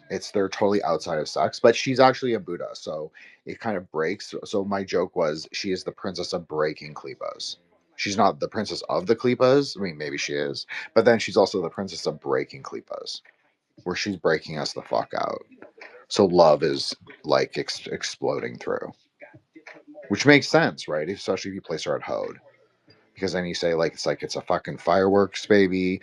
Like, here we go. We're gonna take the quicksilver and we're gonna make of it. And what is the quicksilver? Well, it is our thoughts, our like wills, but it's not quite our wills. It's not at that refined position, but it's that initial pulse, you could say, that is going to be our arrow, just like she wields an arrow. So you could say it's like the arrow of how we climb up the tree, like Matt talks about, like the path of lightning bolt or the path of the dragon. In Buddhism, we would say the path of the lightning bolt and the path of the dragon are the same thing. Like, they literally are. They're both up and both down at the same time. That's a very Buddhist way to look at it. It's neither nor. They're both happening right now. We don't even know it. That's a very Buddhist way to look at it. But it's kind of true too, right? The primordial ground's always there. We just don't know. So I would say everybody has to reach upwards at all times. Look up. That was one of our first things that we set as like a Kabbalah space for the Great Lodge. We were always like, when we were talking about Kabbalah, I was like, everybody needs to look up at Kether. You don't look down. You look up, and it's not in defiance. This is what Tantra teaches us. Sorry, my mouth is dry for a second. This is what Tantra teaches us. We don't look up in defiance. We look up because it's also a reflection of ourselves. So we have to understand like what it is. It's not ourselves. It's not like ourselves down here. I'm talking more about like what Eros is saying. Like, if you want to say HGA, I don't really map it like that, but you could say it's like a higher. And what is a left of ourselves that is up there? Well, maybe for most people, I would say it's mostly not of themselves, of who they even think they are. And I think that's also part of going through Tiferet too, and like discerning what your will is like, who do you think you are? What are the component parts? What are the constituent parts? Are they even necessary? Are they worthwhile? And I do think, actually, to go back a little bit, I do think radical change is possible. But I also agree with Matt's statement that we should it shouldn't just be like all crazy. Like, I know that's Jin's probably way everybody thinks that about me already, that it's like crazy all the time. But like, I actually think it's good to have moments of rest and moments of also rectification, like looking at what you're doing and reappraising. I talked about this on my episode with Greg Kaminsky. I was like, there's been many times in the last year, especially like the last year was really hard for me. I've made no secret of it, with everything that happened, but it's given me a lot of opportunities to like reappraise the practices I was doing and be like, is this still useful for my life, or is it making my life more chaotic? I know, crazy, right? A Buddhist practice can make your life more chaotic. Yes. If your mind is more chaotic, it's going to be reflected in the practice, and vice versa. There's a dialogical relationship between you and the deity, as I've always said there is. Never wavered on this point. It's both itself, and especially for the I mean, it's both itself, and it's also part of you. Like, that's the best way that I can describe it. But it's mostly you. So, if your mind is in disarray, but then also if you choose a deity, this is why people think I'm like the mean anti-pagan all the time. But it's not about that. It's that if you are constantly reinforcing your lower self by looking at like some like lower pagan deity, that is going to be how your mind is too. This goes for Indians too. This is not like this. I'm not talking about like, like Christian, Jewish, Muzzy, pagan, Buddhist online wars. I'm talking about like all of them. I'm talking about all of them. If you are constantly reinforcing your thing, okay, so there is a thing like sometimes the Kali images, especially Indians love to make Kali really ferocious, like really insane looking. And there's a point in the text where you can understand that, but there's also a point where it becomes cartoonish, like Matt was talking about. Like, do you buy into that? It's more that the story is not really the story. It's more that the image becomes greater than the story itself. So, do you really want to look at like those low deities all the time? I personally don't. I like the tantric deities. I think it's very important to be wrathful. I think that's what people forgot, because I don't think wrathfulness has anything to do with anger. I don't think wrathfulness has anything to do with pettiness or meanness. I think actually I embody wrathfulness pretty well. I know people will be like, oh, Jin's mean, all this stuff. I will say exactly what I mean to your face. At least I can do that. How many people can say that they can do that? I'm just saying, maybe that there's something in that. Maybe there's something powerful in that. Like, no, I'm not saying you have to say everything that you think. I don't think that. I've never been cruel to people. I'm not cruel. I will go for you when you go for me. I'm not cruel. I don't go after people's family, their looks, or anything. Ever. That's not appropriate to me. I have a code of ethics that I follow. A strict code. I'll go after your intelligence. I'll go after your money. Not your money as in like block your money, but I'll like call you a Euro poor or whatever. I have a list of slurs that people can be. But there are things that there are things that I won't go. I know that's going to surprise everybody on Twitter. Because I think that actually you can win most arguments intellectually. And I think this is also a good Kabbalah lesson. I think that people, like we've talked about this so many times, like Binah, Saturn, this is its strength. You want to know its strength? It may not be the most discursive, but the man who knows the most wins. So that's where being a Saturnian figure is really good. Having the highest amount of understanding. So I think this is part of the Aeon too, is like we have to like kind of refocus our attentions away from the timeline as it presents itself and make sure that we're investing time in ourselves, our projects, and our sort of greater metaphysical practices and goals. That's what I think. You can do what you will. That's what Jin thinks. I'm totally Dharma pilled still. I'm totally sorcery pilled. I'm I'm into radical change right now, but maybe that's just the Aeon, or maybe that's just this year. I don't know. Let's see. I guess he who manifests wins. So let's see who wins the star game. I don't know. Vanessa, do you want to say anything? Yeah, what's up, Grey Lodge? I got lost in kind of what you were saying, but the Kula, I probably just butchered that. I really enjoyed that part of the chat. I actually went down a bit of a rabbit hole, but I wanted to respond to Eros about kind of living in the now, and I feel like social media makes that absolutely 100% impossible. There's a difference between TV and movies, in my opinion, and as far as you asking Matt about free will and how do you know what it is? I think 90% of people never know because they're always on social. And what's funny is a friend of mine, I was showing him a post, and on his post, all of the comments were, I'd say it was a male female relationship thing. All of the comments were women suck, women do this, women are cheaters, and on mine it was men suck, men are cheaters. And so we're led down these pathways, and it's just all purposeful, and it's insane. And it's like, if you can try and stay away from that, and I if you notice my stuff, I try and stick to my t-shirts and stay out of commentary, just because of that reason. But yeah, it's hard, and that is the question, I guess, in esoterics is what is the true will and how do you find it? And yeah. Oh, and one other thing I wanted to say about the skater girl. Is there another example that anybody can think of right now of a chick that is living the Aeon of the Daughter on media? And that's pretty much it. Thank you. I'm not tapped in enough.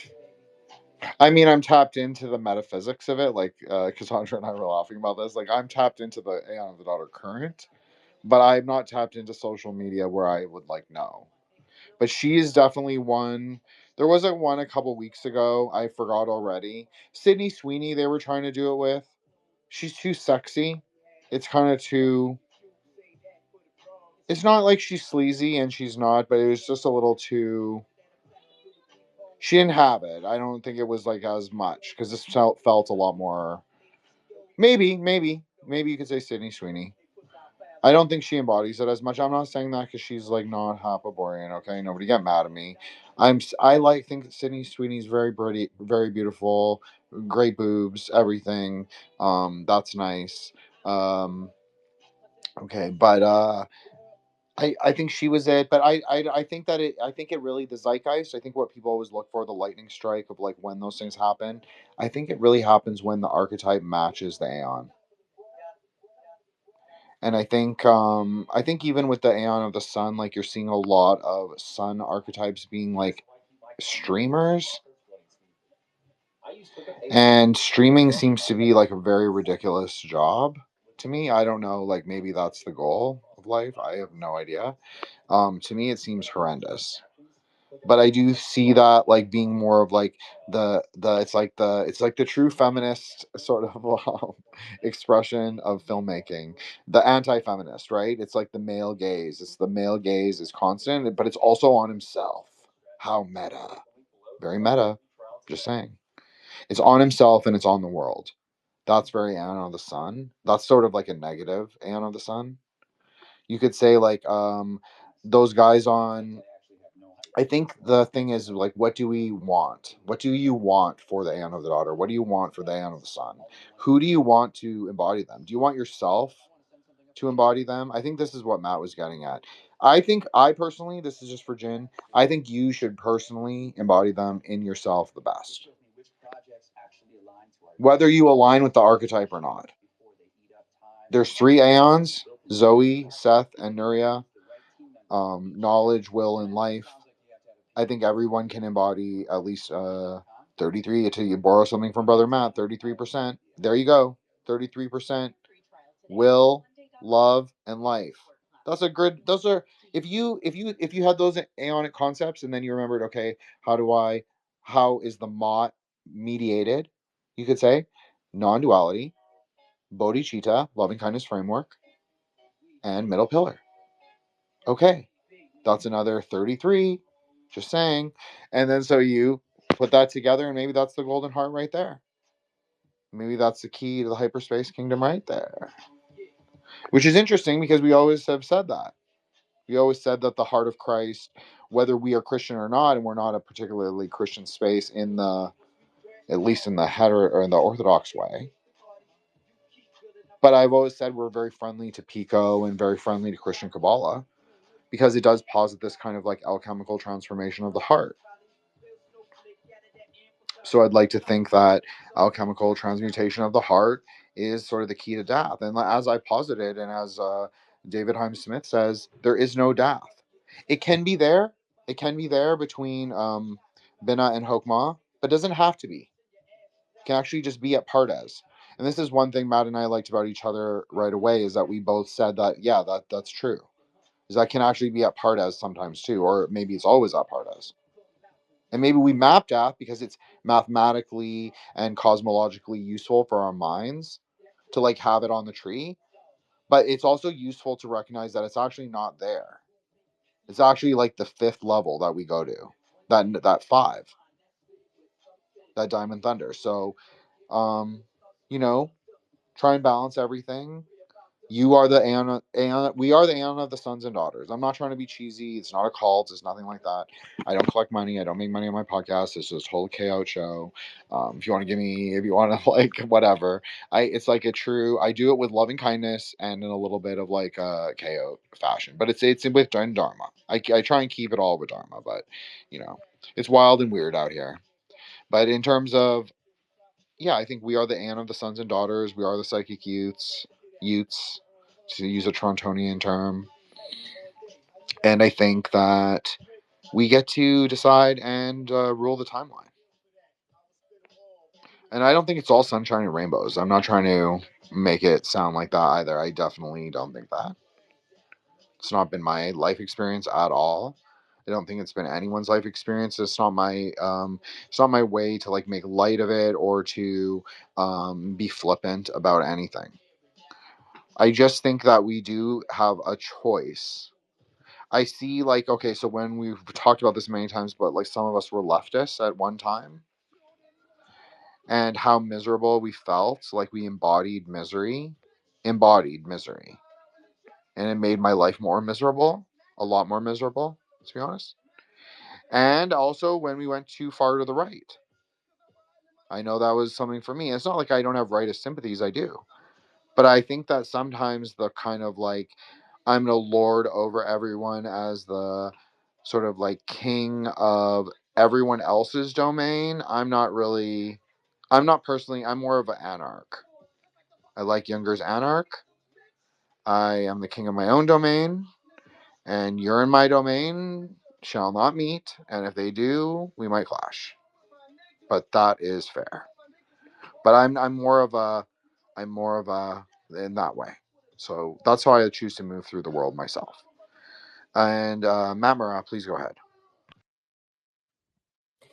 Want to try to chip in to what Vanessa said, and also Eros was talking about the will still, just because it was in my mind. So think about it this way: first of all, there is not just one you.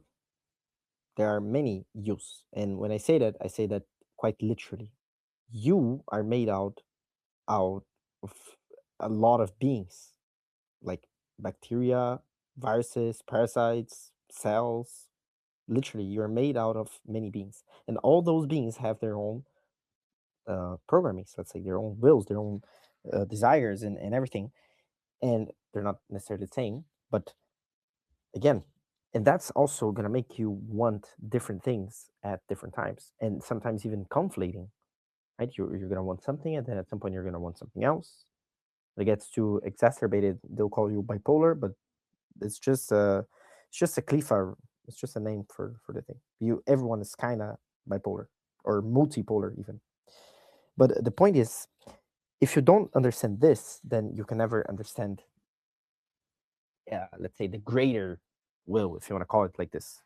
Because even though we are made out of a lot of beings, there is still the greater being that kind of holds everyone together, and that is the one kind of playing the game. Let's say the one seeing the game being played, and the one that chooses what channel to look at, right? Like Jin was talking about right now.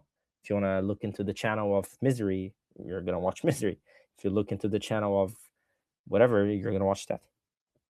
So at some point, okay, you will try to discover it very easily. You can start to meditate. You can start to, again, it's always going to be inside of you. There's nothing like you're gonna find your, like, when you picture, if you want to call it the greater self or higher self or whatever you want to call it, something outside of you, literally bigger. No, it's always inside. It's bigger inside of you. So the idea is that the more you first speak to it, because you can, just like you do with any AI nowadays, you speak everything into it. You literally can do the same to you and to those different versions of you. The more you get the conversation going, the more you understand how you both talk, and you can talk whatever you want. You can do a little banter with them.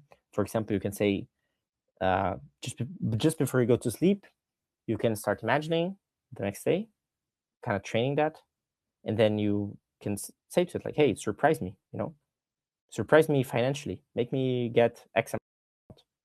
And you're gonna see how it fucking works. It just works like that because it has to work. It everything comes from there, from the digital to here, never the other way. Everything comes from there first. So when you understand how it works there, and that you can also play around there, that's it. Things start coming. Now, things start coming doesn't mean, like Jin was saying, everything is sunshine and rainbows, because sometimes things come and then you say, fuck, but it sucks. But you have to get it first to see if it sucks or not, if it's nice or not. And like I said, at some point it gets boring. So you can just go to the surprise me button, just like Google had it, right? I think nowadays I don't even know if they had it. I don't Google stuff for so long, but they had like a surprise me button, right? That's the point. At some point you're like, okay, cool, just let me get something random and see how it goes. And that's also fun. But I guess the most important thing is understanding that eventually, does it really matter the true quote unquote will? Because if we're talking authenticity being the self creation, like you're creating it constantly. So maybe your quote unquote true will is something, but then tomorrow is something else. Who knows? Maybe not completely different, but slightly. If you get too attached to it, then it can become a problem, because now you have a point that you are getting stuck. And that's, again, against the thing. It should flow. Everything should flow. It should go. It should not be stuck. You can try it, but it just hurts. So that, again, that's the point. Unstuck. The more you can unstuck by either expanding or contracting, the better the experience. Not necessarily always, again, sunshine and rainbows, but the better the experience. I just want to point out that you can choose to be hurt. I know that's not what Matt's not saying this one way or the other, but you can choose to be hurt. And if you choose that, that's actually okay, as long as you recognize that you're choosing that. Maybe you choose it for the experience, but we've experienced a lot of these things before. Do you want to repeat old destructive patterns? I think that the Aeon of the Daughter is about not repeating old destructive patterns. I think it's about remediation. I think this is especially true for millennials, and maybe that's why I'm a good vehicle for it in a way, because I think it is about like remediation of like the past, and I think it is about like following something like unironically. I think that's what appeals to me about Dharma and Kabbalah. I think like if we had gone back 20 years and we're like, I know most of you weren't born or whatever, or like we're like children, anyways, but I think that people would not. Maybe not 20 years, we'll say like 15 years, okay? Say 15 years. People were not interested in these concepts in the West at all. Like outside of like some like very like some small circles, right? Like, yeah, there's always an occult scene, there's always like people in the occult world writing books, there's all these occult publishers, sure, but like legit, just be honest with yourselves, just be really honest. How many people would have recognized them by name? How many people would know Wiser Antiquarian is also an occult book publisher? Like, I'm just saying, if you weren't on IG and didn't see all these different I'm not just talking about them, but there's like so many inner traditions. Do you know what I mean? Like, how many people would you really know? Not really many. So I guess my point with that is that we're at like a zeitgeist. We were just like way ahead of the curve. We were like 3 years really ahead of the curve. We were like, everyone is going to be, I didn't know everyone was going to be like kind of into it, but I kind of knew that it was going to be like, people were going to be like, we're into metaphysics. This is the new thing. And I think that, again, to be discerning in metaphysics is really important. So I choose Dharma. I'm sincere about Dharma, but I'm not like strictly your dad's Dharma. Okay, I'm not your dad's D. So get off mine. Because I think it's Dharma for a new aeon. I don't think it has to look like institutional, like everything is replicated in the exact same way, through the exact same methods, through like weird sex cults. Like, yeah, if you want to do that, that is your will. I will personally not have anything to do with that. That is not where my will is. So I just want to make that clear. But that's your choice. Like, that's a choice. I just think it's cool to rectify and synthesize. That's where I'm at. That's where I'm at in my practice. That's where I'm at in metaphysics. I'm like all about taking control of your will, being your own agent, being free in the world, not being so inhibited by the thoughts and voices of others, of which I am very prone to, especially if you're sublunar. If you're sublunar, you better develop some psychic shielding to stay there. Just saying, like I always say, psychic self-defense. The best psychic self-defense is a good offense. And by offense doesn't mean you're fucking with other people, but it means having an offense that is like your defense is almost aggressive. That's what I'm trying to max. Whatever that is. Aggressive. Aggressive defense. Yes, I like that. Okay. I'm gonna use that. I'll think about that. But anyways, if no one else has anything else to say, I guess we'll close. We'll close in 4 minutes. So I'll do a room shout out and I'll let the two brothers and Eros, obviously. Okay, Eros, go ahead. I was gonna say, there's definitely a difference between choosing suffering like masochistically, and then also I think that there is an amount of suffering that we just have to sit through and we have to learn to hold. And I wanted to say too about desire. Like, obviously, our true desire is above sensory faculties because it's, in the higher divine, which doesn't have a body and doesn't have a need for food or reproduction, and. But when I guess that brings me to Eros, which is Jin had said, what kind of love, And to me, it's all about this idea of Eros, which to me is this pull towards the divine, to almost an intimacy with the divine. Like, and so I think that, you do have that sometimes. Maybe that's why Eros is associated with eroticism, because it's that urge to merge with the divine in another. But regardless, I think it's the same kind of concept of this wanting to merge, I think, is intimacy in a sense, because it's this mutual, this empathetic attunement with the universe, just like understanding it, knowing where you fit into it, and then the ease that comes with that. And so I feel like that's what Eros is all about, is about that pull towards alignment. And I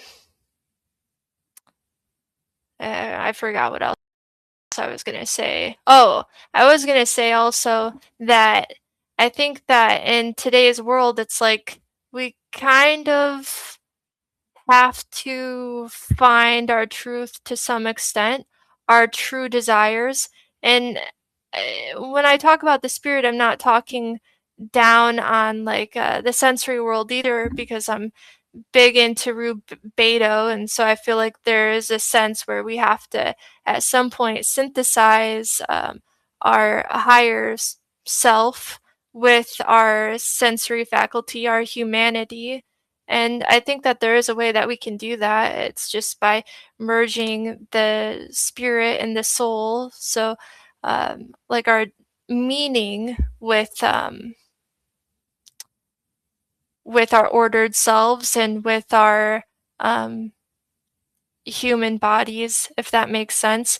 But I think that if people aren't, to an extent, finding that truth, they're not going to make it, because in today's society, you can't just get by anymore on being part of the herd mentality, because there is no right or wrong way to be according to society right now.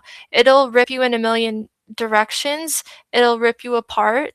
That's just not a possible avenue if you want to stay sane. And so the best thing that we can all do is find our autonomy and our own container, and respect other people's autonomy and containers.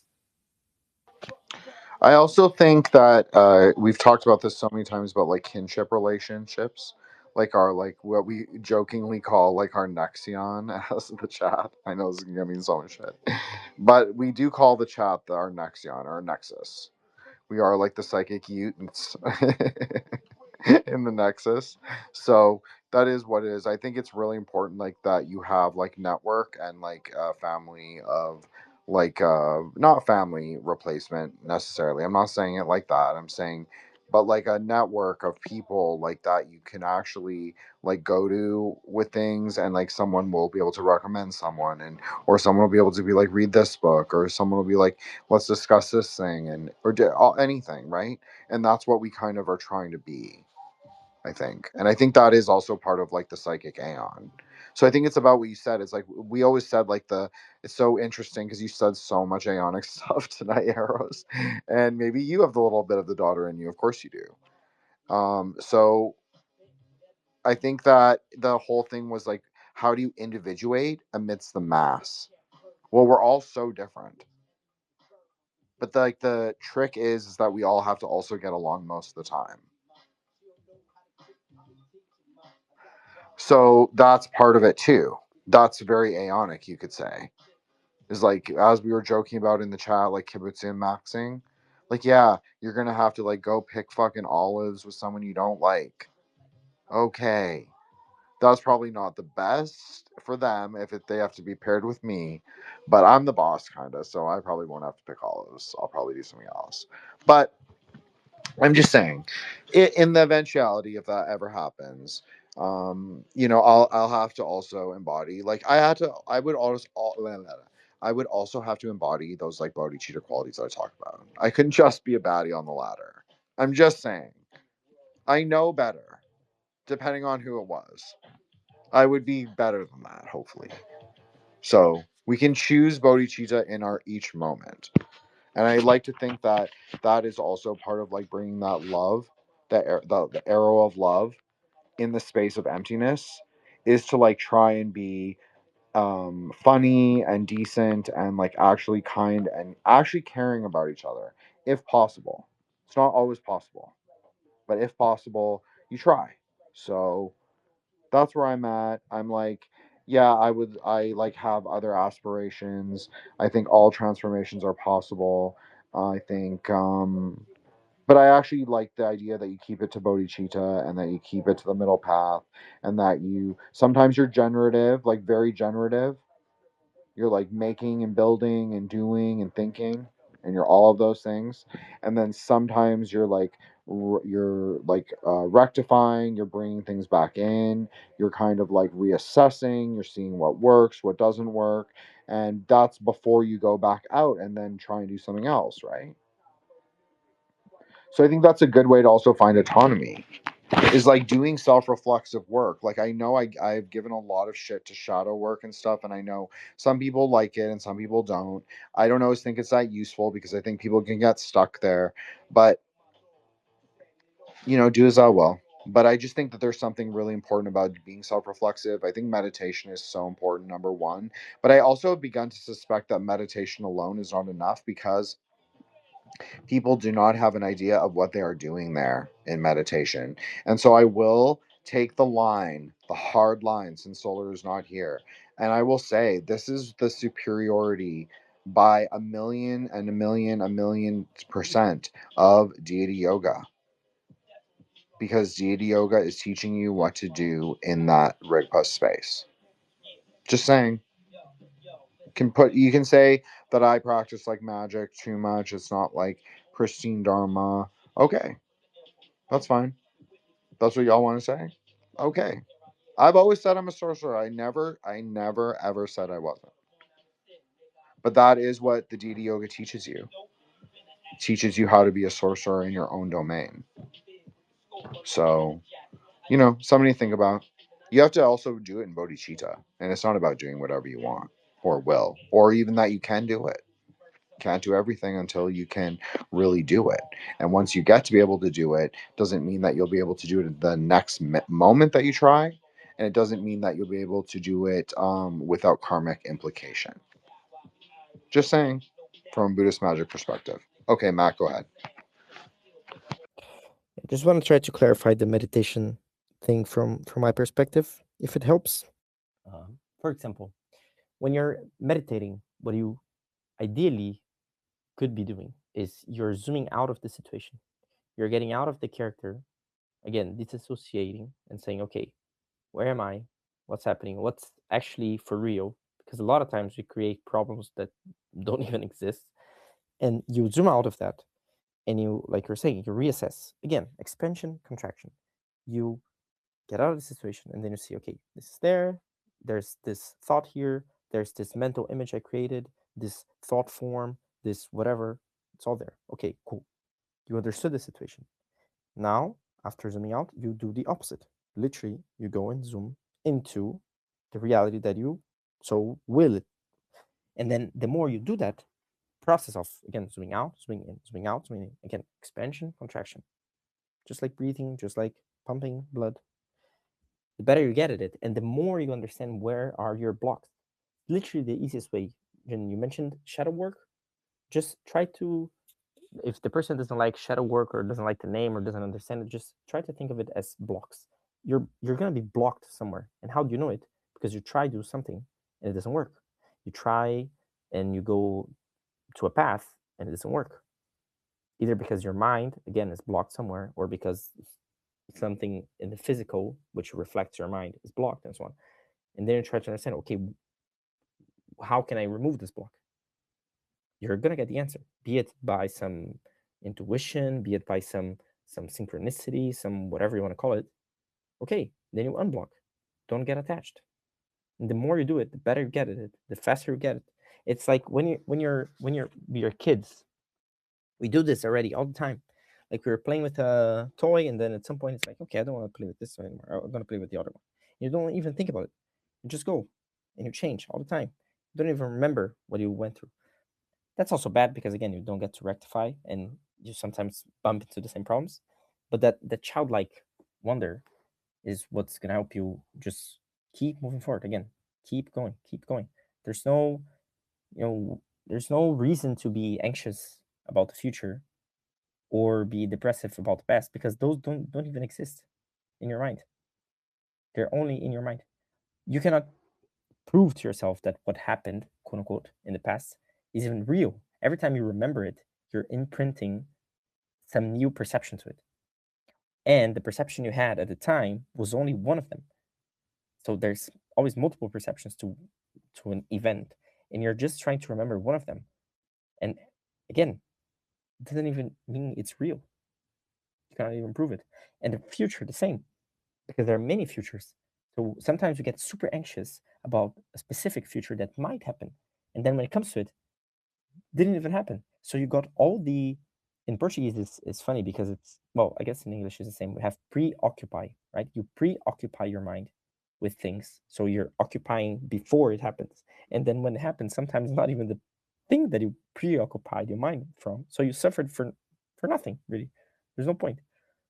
So again, expansion, contraction, meditation. The most important thing you should be doing if you are completely new to this or like trying it out and so on. Again, zooming out. Get out of the situation, zoom out, literally.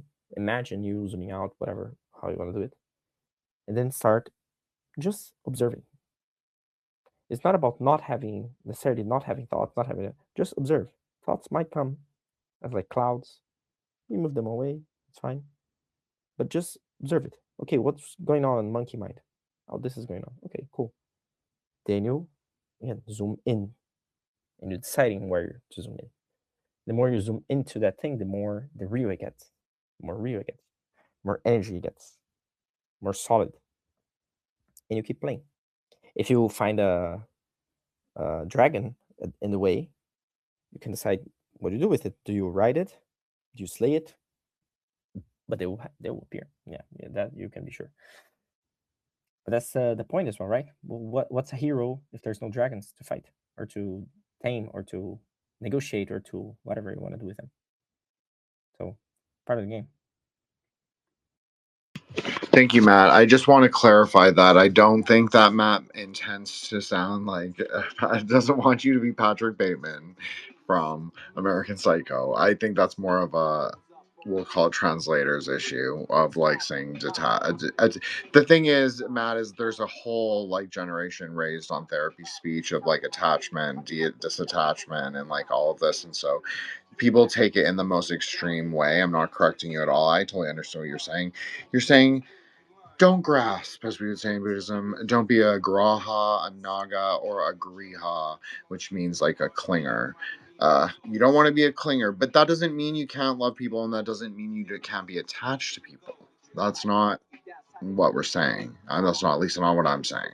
So, it doesn't mean that you eschew your karmic and dharmic connections with your people or whatever that is, right? That's not what it's about. Like I've always said, for me, Aeon of the Daughter is like middle path. It's dharma. It is karma. It is playing in the connections. That's what it is to me. It's like that's the loving kindness at play between in the free in space, seeing where it goes. So I'm not, again, we are an anti. We do not believe in being like we are not trying to be the king of everyone. We're just trying to be the king of ourselves, which I think is a great position to be in as a magician, as we all are, because we come to these spaces which are metamagic, and hopefully we're all trying to like level up in our small, or whether it's big or small. Like I can admit there have been times where I've like moved forward intellectually a lot with ideas, and times where I've been more resistant, and I think that that's actually both okay. I think it's actually okay to have tension. I think you don't have to 100% agree with an idea, or no matter how radical it sounds. And I think it's actually good to like reassess and be like, actually, I don't believe that. Actually, I'm going to go like more traditional, more right-handed. And I'm going to think about it. Maybe I'll think about it. Maybe I'll agree at the end of the day. But let me like pull it to where I'm comfortable. Pull it to where I'm going to be. And then I can look at it logically, just like on the tree. And I can like appraise it. And I can say, okay, I agree or I disagree. And sometimes you'll fucking disagree. And that's okay. Because we can only barely control ourselves, right? So, like, disagree with yourself first. If you don't like something that you've habituated, like, I don't like a lot of things I've habituated. I'm not speaking from a place of perfection. I'm saying that I do little things all the time that I'm like, that I should, like, drop that habit.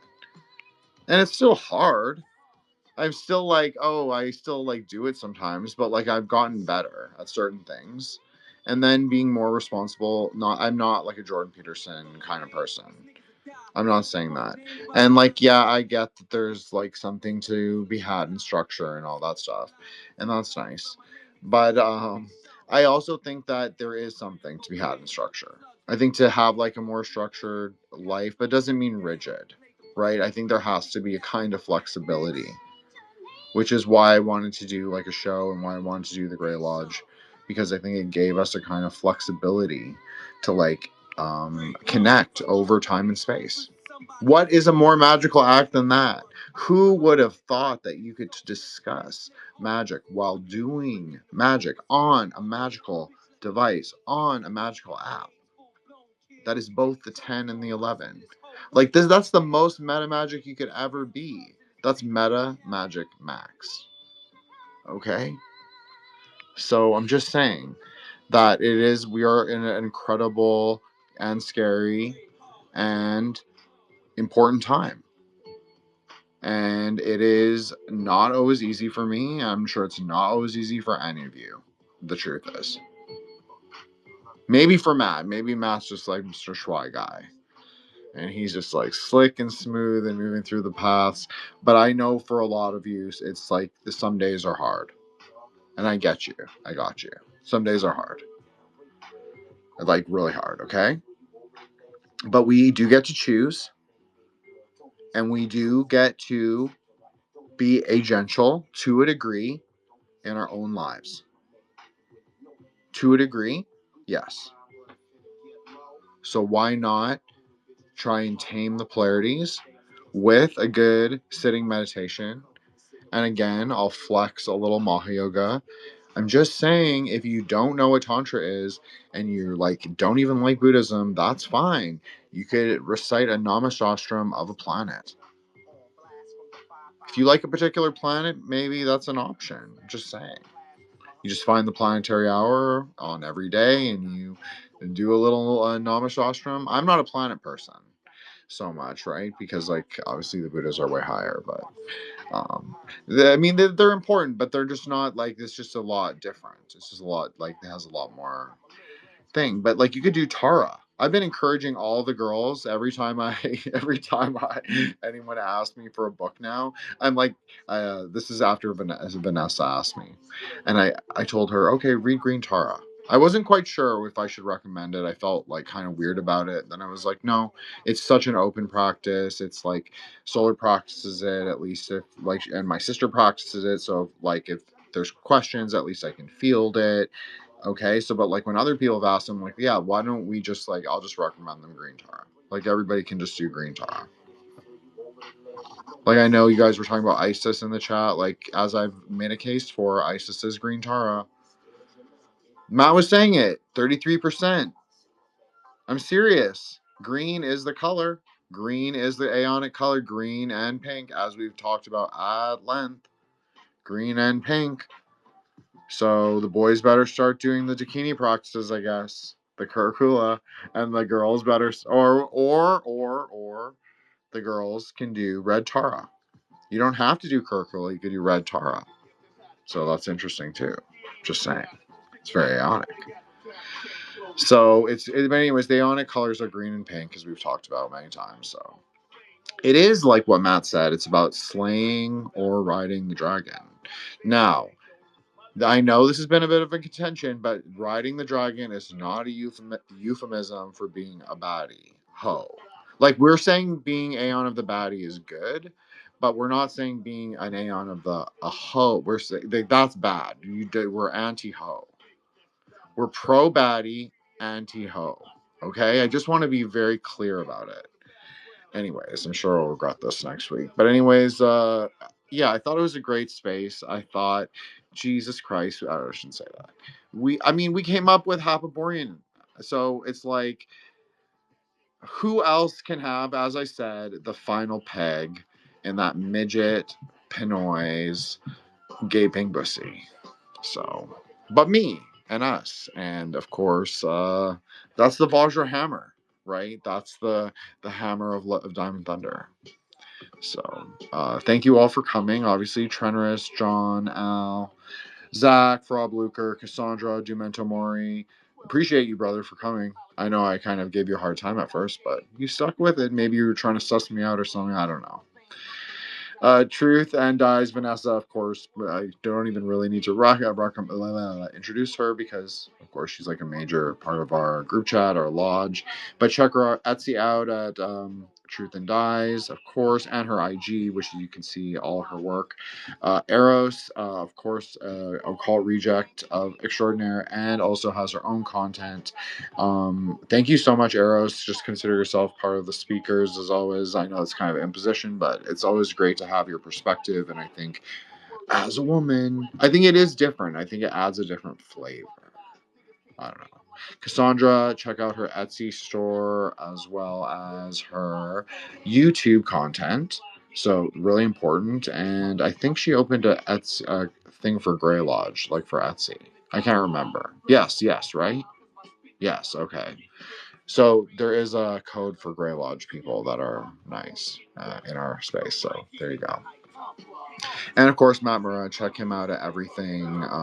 He's been on Occult Rejects a million times. He's been on my show quite a few times. He's coming back. And obviously, The True Grey Lodge, the TRVE GreyLodge.com, and our YouTube. Like and subscribe. You can also find him at thresholdsaints.substack.com, which also you can find Threshold Saints on Spotify and Apple. And basically, that's where we're at. And like, shout out Solar Exile, shout out Joshua the Branch, and that's it. Like, I don't know. I think it's just like about trying to actually be a good person. I think that's my aeonic advice to everyone. And like, what is that? That's also being a fucking strong person. I think that's where we kind of got confused, perhaps societally, was we forgot that being a good person actually is also about being equally a strong person. So I think that's my aeonic advice. Somehow reconcile the son and the daughter, however that may be. I'm not saying Tranner, obviously. But there are different ways that that's going to express. So we're just going to go and, we're going to be generative in our own lives because that's all we can control. So we'll just worry about ourselves. That's kind of my advice. But of course, do as I will, take as I. If you think I'm full of shit, that's fine. I think Kabbalah is really great. I think Dharma is really great. I think magic's really cool. I think be careful with it. I think magic's really dangerous. But I think it can be really incredible. And I think we live in a hyperspace fucking kingdom. And I think that that's what the Grey Lodge is. Scions in the hyperspace kingdom. Okay. Till the next one, everybody. I don't know what to say. Peace.